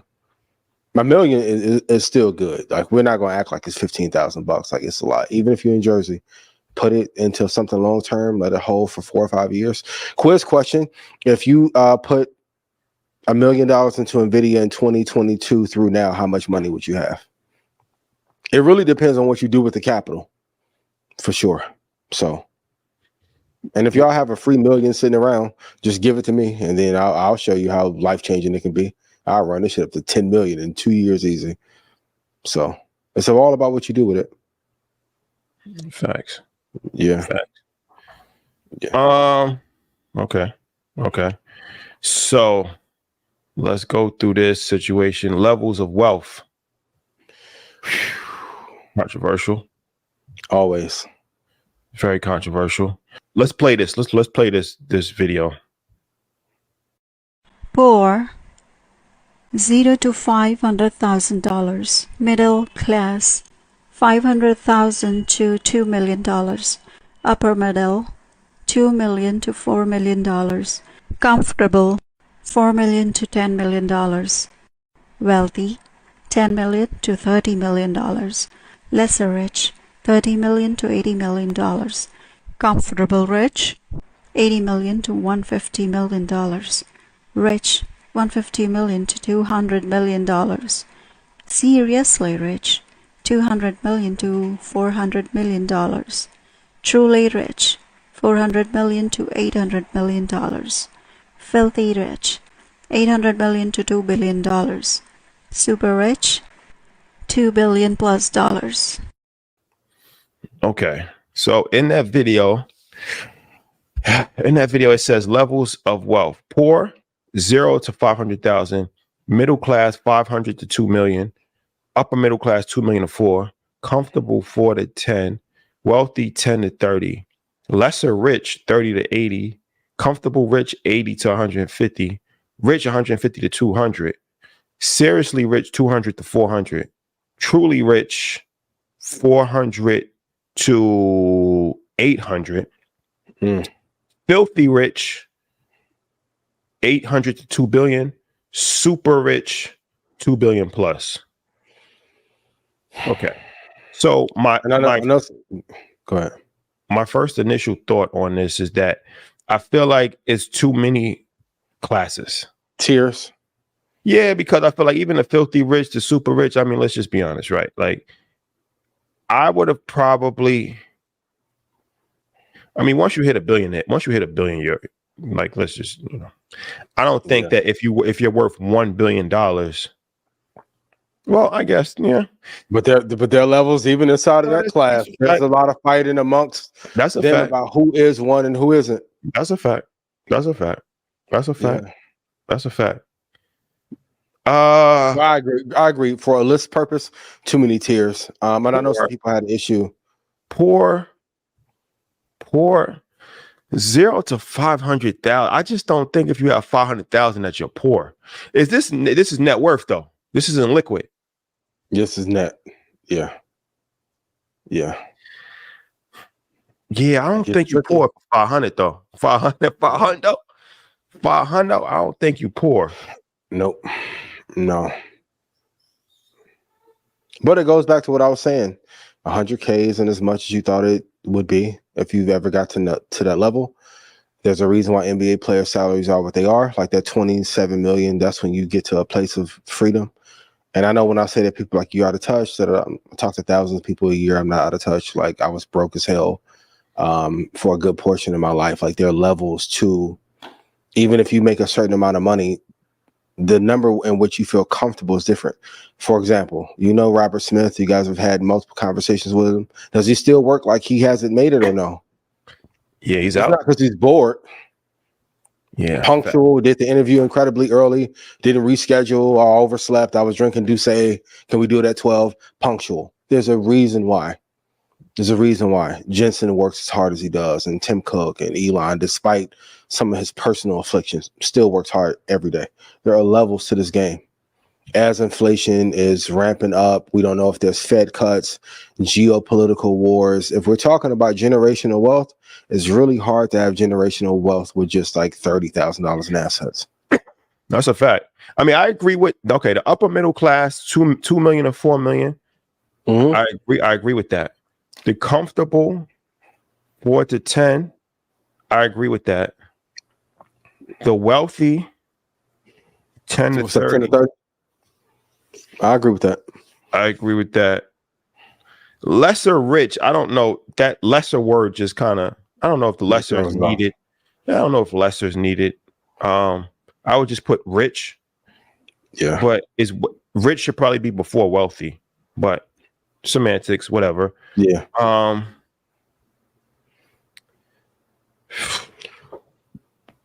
It gets tricky after this though, but there are levels inside of the elite and rich. No, there is. I mean, there's a difference between somebody that's worth 1 billion and Elon Musk.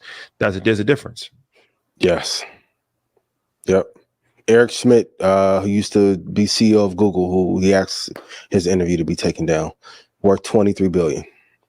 And my thing is, if he's worth 23 billion and he can't speak freely, what is going on in a global economy that may alert the powers that be? What interview did he actually get taken down? He had an interview recently that he did. I forgot which publication, but he was speaking very freely about some of the ills of society, things that need to be changed, and he got some backlash. And he was like, "Hey, can you take the entire video down?" Worth 23 billion. He could have paid for a PR company to have a consult with him for like an emergency strategy meeting, but he was like, "Hey, take the video down." Notice, like, even we talked earlier, there's a reason why a lot of people aren't talking right now. Most billionaires and millionaires are really quiet right now for a reason. Some of it's induced by the hate, but there's a reason why most people are quiet right now and not talking. Everybody put in chat, what is your goal to get to? And don't just say filthy fucking rich, and like, what's your real goal to get to?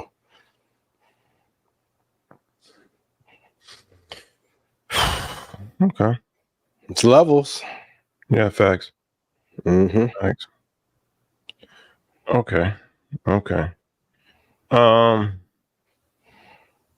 Okay. What are top 3 questions you should ask when dating? This is good. Okay, I'm going to take it from the perspective of if you want to be serious with a person, not like a casual date or just having fun. So after you've been on a couple dates, at some point you have to ask, like, what is your vision for us? Fellas, I see a lot of y'all get put in the trick bag because you'll like a girl a whole lot, but she may not like you, or she may like what you can do for her.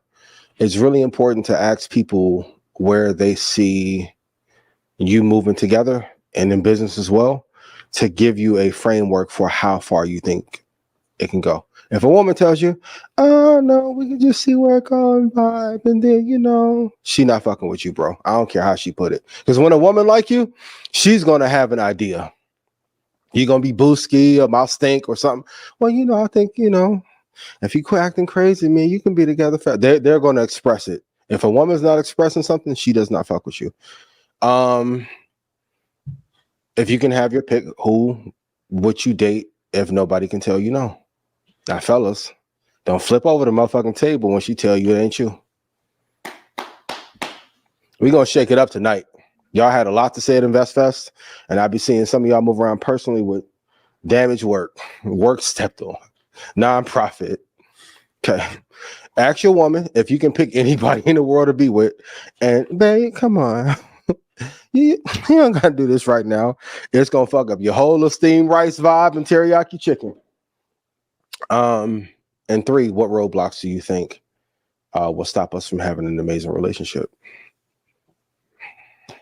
Sometimes it's you, sometimes it's her, sometimes the energy and connection may not be right, but I think a lot of times fellas don't do enough. And I hear a lot of complaining about gold digging and women taking advantage and not looking out for best interest, and some of that is true.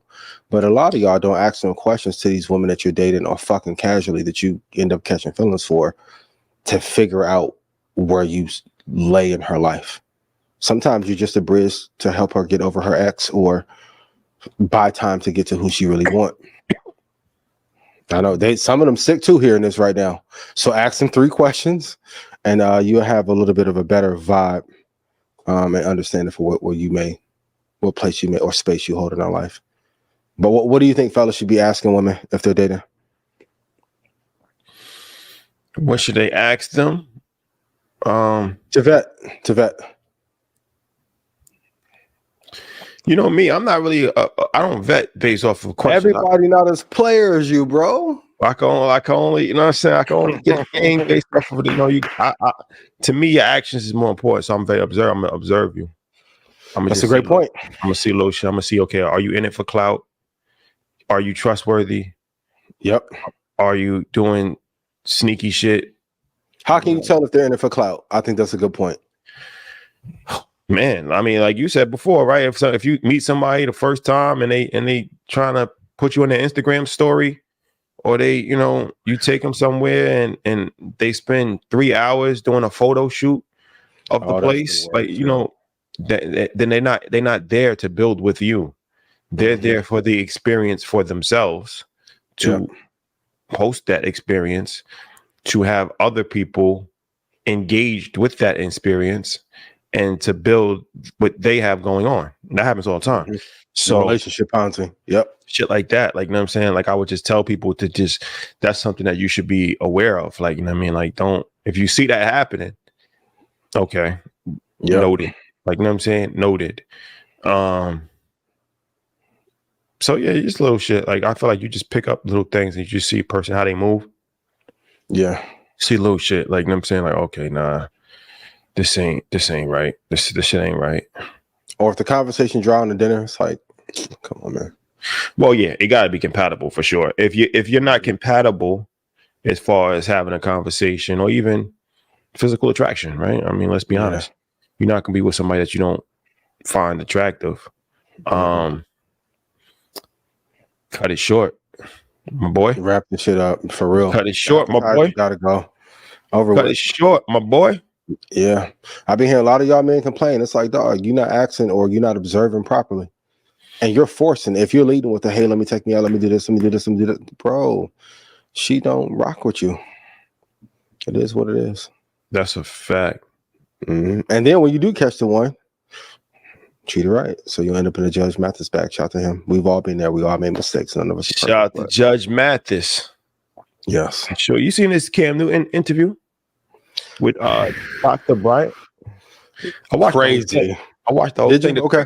So the crazy thing about that interview is that it was almost like an interrogation of him at times when she was talking about, he has 8 kids and how that's a lot though. It is. And he can afford them, but that's a lot. Shout out to Cam. But she was pretty much saying that he's making broken family. Because this is interesting. We have a clip, but outside the clip, this is an interesting conversation. Her thing is she will never date somebody with a kid. Right. And when asked why she would never date somebody with a kid, because she was like, they've already created a broken family. Regardless. They've created a broken family already. So based off of past history, that's not something that she wishes to get into. So he was saying, like, life happens, you can't just, she's like, no, I'm not saying that you're a bad person. I'm not saying that you intentionally did it, but you created a broken family. And now you've created multiple broken families if you have multiple different baby moms. So this is a very hot take. Anybody that has a kid that's not with the person that they had a kid with, have they created a broken family? It depends on the circumstance. I think it depends on who left, but if we're going to be honest as men, if we tell someone we want to have a child with them and then we don't take care of it, because taking care of the child is more than just child support. It's like, how often are you there? Are you peaceful with the person you got the child with? I know it can be tough, but like, you got to foster a peaceful environment. So like, I know Cam was offended, but if you have 8 kids, it's kind of tough to say that you're giving them all that they need when you are not able to be there all the time. Like, I mean, I had Xander all weekend, took him to Topgolf yesterday, dropped him off at his mom's. 5 minutes after I left, he's texting me like, hey, I miss you. I miss you too. Great. I'll see you tomorrow, Wednesday practice, Thursday. Like, kids. So as far as both myself and yourself, we have sons that we're not in a relationship with the mother of the sons, right? So but we're both we're involved in our child's lives. Yeah. But we're not in a relationship with the mother. So so what her theory is that even if you're the greatest dad in the world, you still are responsible for fostering a broken household. I agree. You can't skate around it just because you don't like the fucking answer. Yeah. I mean, like I said it even when we was in New York and did Blackout. I'm like, there are times where I wish, like, shout out to Xander's mom. I'm not being joking, even though I'm jovial. Like, great mom, don't have to worry about his safety. She pours into him, teaches him. I have no issues out of her on a motherhood side. But there are moments where I'm like, there are things that I could have done better, even during the transition, to make our parenting situation easier. That is shit that we have to learn. But yeah, if I was the one that caused the breakup or led the breakup and it affected him, it does cause a broken home. Yeah. Well, even if you wasn't, even if you wasn't the cause of it, if it's not your fault, it's still a broken home. It's like if we have a glass and let's say I have a glass in my hand, right? And I bump into you. Right. Or you purposely hit the glass out of my hand. Yeah. I had nothing to do with it. It wasn't my fault, but the glass is still broken. Yep. Right. Now the best you can you repair, you try to repair the situation, but I mean, yeah. When she said that, I mean, it's a hot topic because it's triggering to people to be like, yo, nobody wants to be told that they created a broken home, right? That's triggering language to use. But yeah, I mean, I guess she's right. I mean, if it's not a unified unit, then it's separated, it's broken, right? Mm-hmm. Separated, broken, have it, whatever word you want to use. And you can still have a very high functioning relationship and a kid relationship. But I mean, of course, there's going to be some level of childhood trauma that a child has if they don't have both of their parents in the house. That's for sure. So it's an unfortunate situation if you've ever been a part of that, because sometimes it's unavoidable. And I always say it's better to separate than to be in a toxic, because that's even more traumatized. You can have trauma with both parents in the household. Absolutely. It happens a lot. Like, just because you have both parents in the household doesn't mean that that's healthy. Like, you can have a very toxic upbringing in a household with two parents. Yep. In the same household. But they clash a hell of a lot. Yeah. So, there's it's difficult when you are parenting, but when she said that to him, and I was, he didn't actually never responded. He never really responded to that. I was waiting for him to have a rebuttal, but because it was very harsh. But yeah, it's how she delivered it that caused the friction. Yeah. I think it's not what you say, it's how you say it. Yeah, it was very harsh. Her delivery was very harsh, but it was good content. Shout out to her. Shout out to Cam. Maybe we can get her on Blackout. I wasn't familiar with her, but she going crazy on Nick Cannon too. I said, damn, you made your rounds that week. She was on Nick Cannon's show. Yeah, I think they did something together around the same time. Oh, I ain't even see the Nick Cannon joint. Yeah. Shout out to her. Shout out to her. And even if people get, and I always say, like, just because you get triggered by something, that doesn't mean that it's not true. That's a fact. You just may have had a blind spot by it. Being triggered isn't the worst thing. Just, you got to tell the truth. Like, if you cause a bad situation, even in like, fellas, like, I know some of y'all don't like these topics, but it doesn't make sense for you to accumulate all this money from the market or in business and then go in a relationship and have it ruined, because there's divorce attorneys and child support attorneys waiting to take your money from you, especially if you're moving foul in line. And a lot of this shit goes away if you just don't move foul and you're honest. But we'll say that conversation for another day. But we've all made mistakes, but you can't lie and say that you didn't make a mistake. And I feel like it's a learning lesson too, right? Like, okay, absolutely. You might have created one broken home, but you learn from that experience and you won't do it again. Next time around, you've learned you can't change what's already been done, right? You got to make the best of it, of that situation. But you've learned from that situation and you're not going to repeat it. I think with her issue with Cam is like, you keep doing it over and over again. Yeah. So now it's like, you're not really learning from this situation. It's become like habitual. Cam been popular a long time, man. Look, I never knock a brother. I never knock a brother, especially, once you get that $100 million. That was on cam at one point, boy. Yeah, I remember when they made that announcement, like half of Atlanta and Miami was gunning after Cam. Shout out to Cam, man. You gotta be careful. Shout out to Cam Newton. But also too, like, friend of the show. But I think it's 2025 for the first time in history. Investing at scale is popular for Black and Latinos. That's great. Why haven't they taught us how to properly structure families so there isn't these issues in our community? It's done by design. That's a fact. So, all right. I think we covered a lot. Shannon Sharpe and everything. Anything else? Can we cover Lotto knocking the Christianity out of Ice Spice or no? What? You better leave Big Mama alone, yo. What happened with this situation? They somebody was praying for Ice Spice and you got the twitching and shit. I said, damn, is this the Conjuring? Yeah. Ice Spice. The Bronx own. Shout to the Bronx. Shout to Ozempic and her trainer in combination. I just hate the devil shit. I stay away from the devil shit. I feel like I just feel like it's a narrative that has been used for entertainment. Is she playing into it? Is she playing into it? If you're throwing up the Baphomet sign and at Super Bowl and here, like shaking over prayer is crazy. She's throwing up what sign? The little Baphomet goat sign. This thing that she's doing with her fingers? Yeah.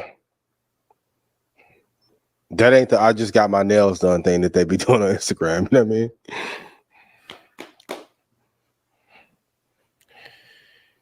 Shout to Lotto, friend of the show. Shout 21. I'll tell you what, Big Mama put out them trucks, boy.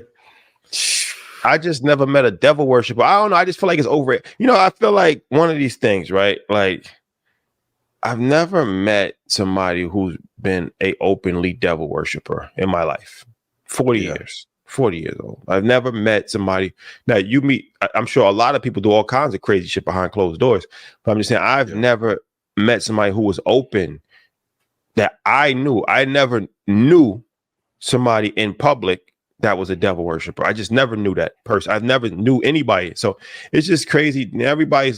When did everybody become an expert? Like, I didn't even know that meant that until you're telling me this, but yeah.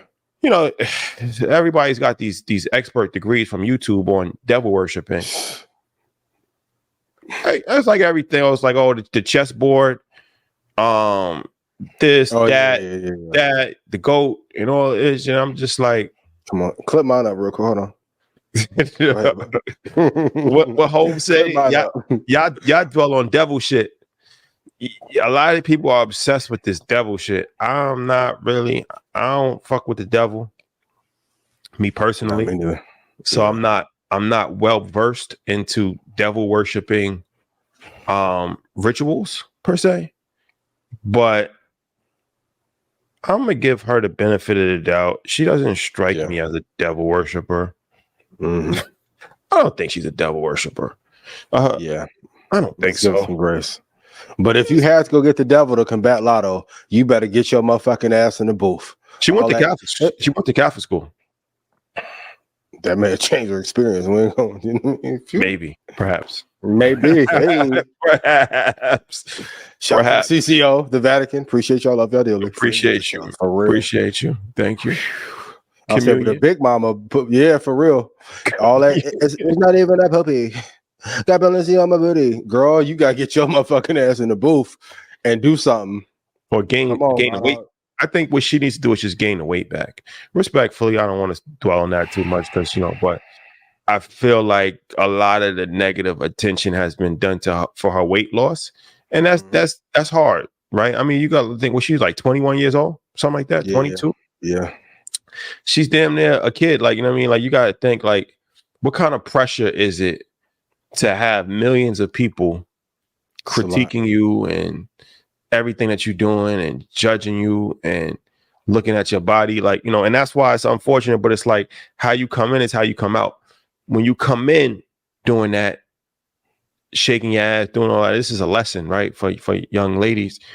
That's the only thing that you're going to be looked at as. So if that doesn't hit the bar, now it's like you have no other value other than that. And I kind of feel sorry for her because I feel like every time she's doing the same shit. Like she's twerking on a roof of a car. She's twerking at Coachella. She's twerking. Like you just twerking the same. You're doing the same shit over and over. Now you lost weight. You don't even have nobody. You still trying to twerk. Like it just looks like she's lost, right? And she's trying to figure out how to keep attention on her, and that's the only way to go about it. And I'm like, if that's your only way to get attention, it's not gonna work. Yeah, it's over with because you're not gonna out-ratchet Sexy Red, and clearly you're not out-writing Lil Mama right now. So I'm Big Mama, but you gotta figure it out. Focus on the craft, yo. But shout out to her. Shout out to Ice Spice. You know, I like Ice Spice. I think she got some good records. Yeah, she do. So hopefully, you know, she can, you know, figure it out.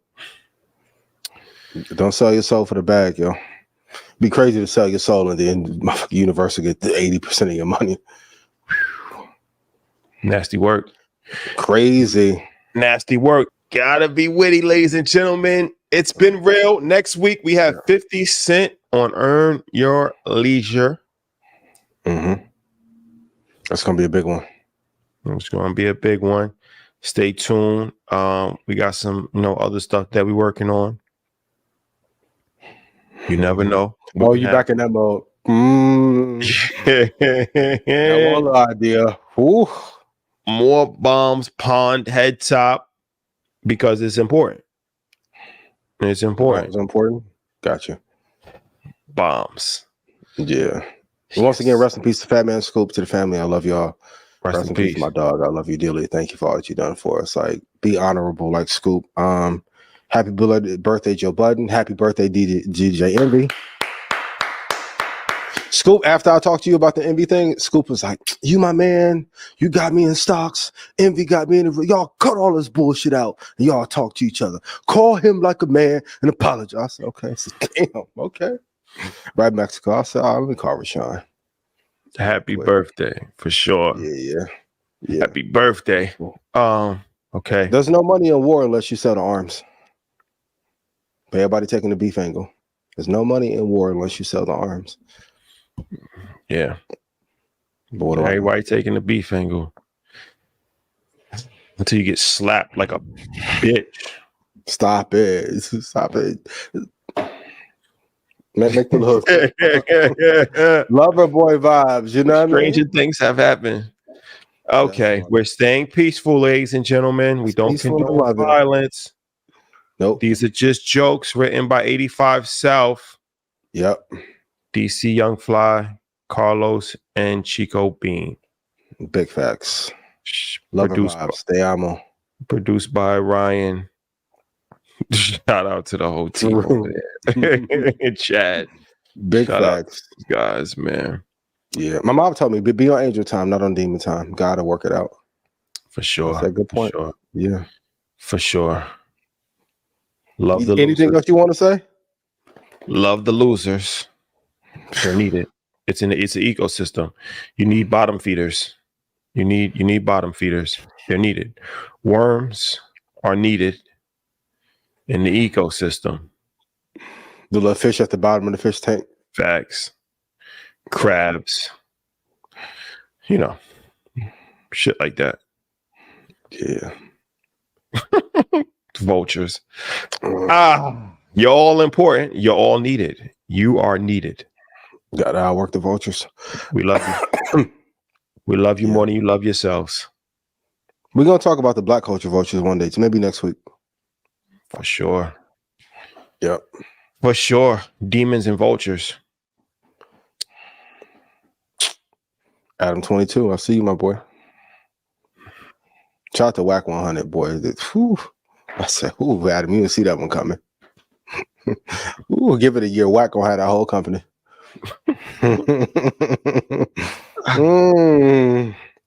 What do I know? What do I know? We still winning. Up by 30. We still winning. Market Mondays, the #1 stock show on the internet. It's not comparable. Over 100,000 people watch Market Mondays every single week religiously. Shout out to all the list. The only thing you can compare it to is CNBC. There's no independent podcast that focuses on stock. It's not even close. Earn Your Leisure flagship, 45 million podcast downloads to date, has changed the game.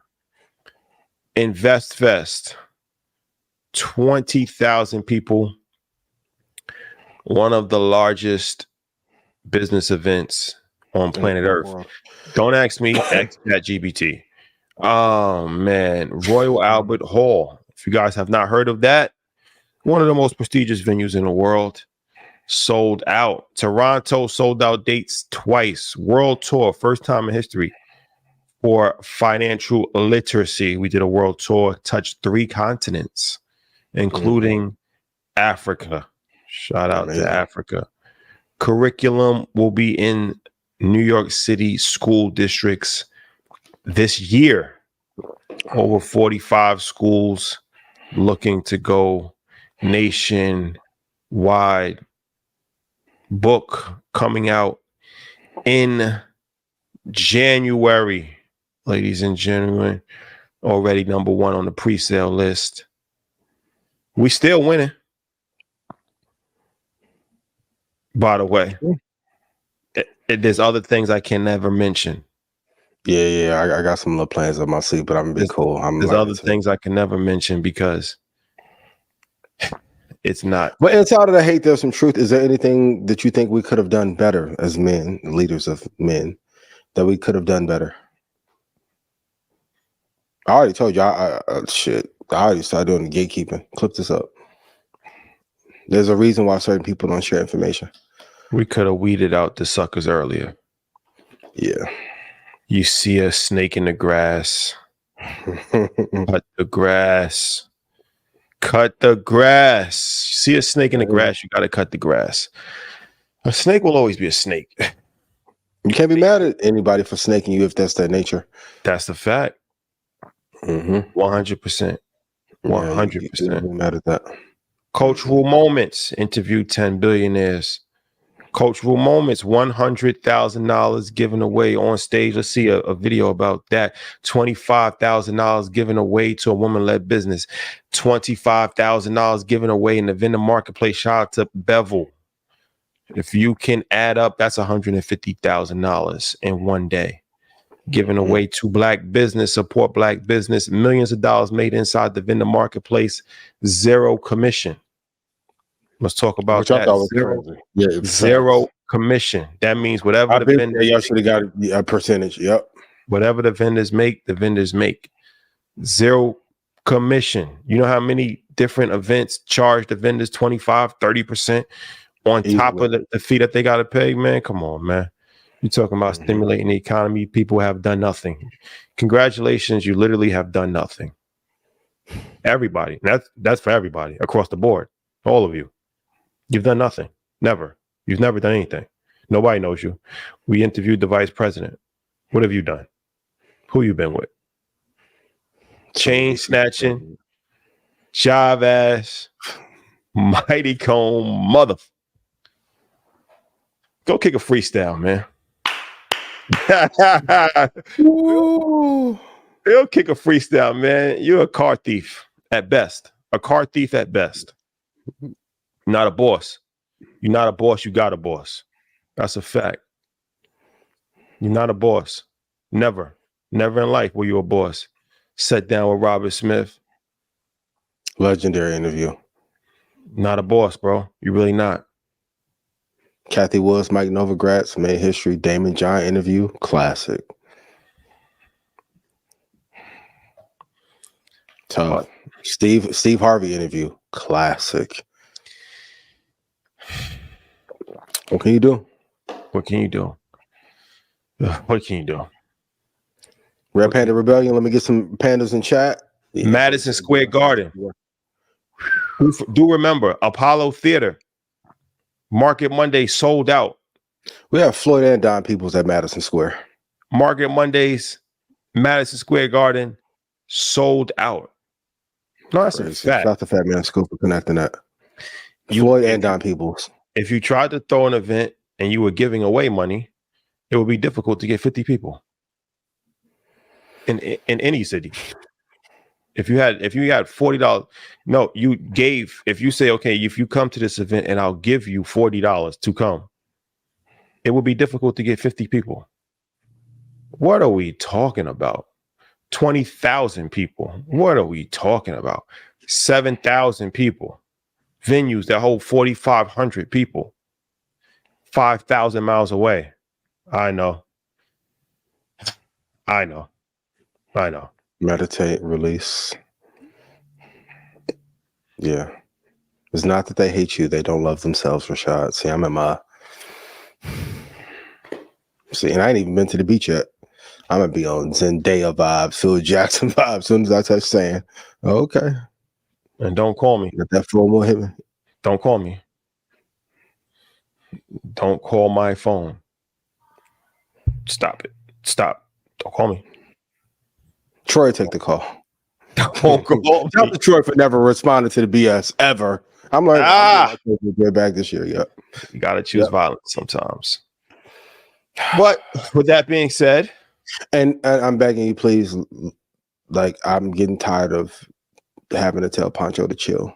Like, please stop. I just want peace. I just want to invest, love my child, and be a great future husband. You know what I mean? Leave me alone. But they love me, Cooley can. Boy, leave me alone, please. That +52 popped up on my phone. Something I said, bro, please, por favor, jefe, mi amigo, please. No, lo siento. Lo siento. No, not what they do. Adios, míos. Adios, míos. God, please. Things are going too well. Please, I beg of you, jefe, please stop. Shit. Okay. Love, ladies and gentlemen, and just remember, I know. You'll always be a loser.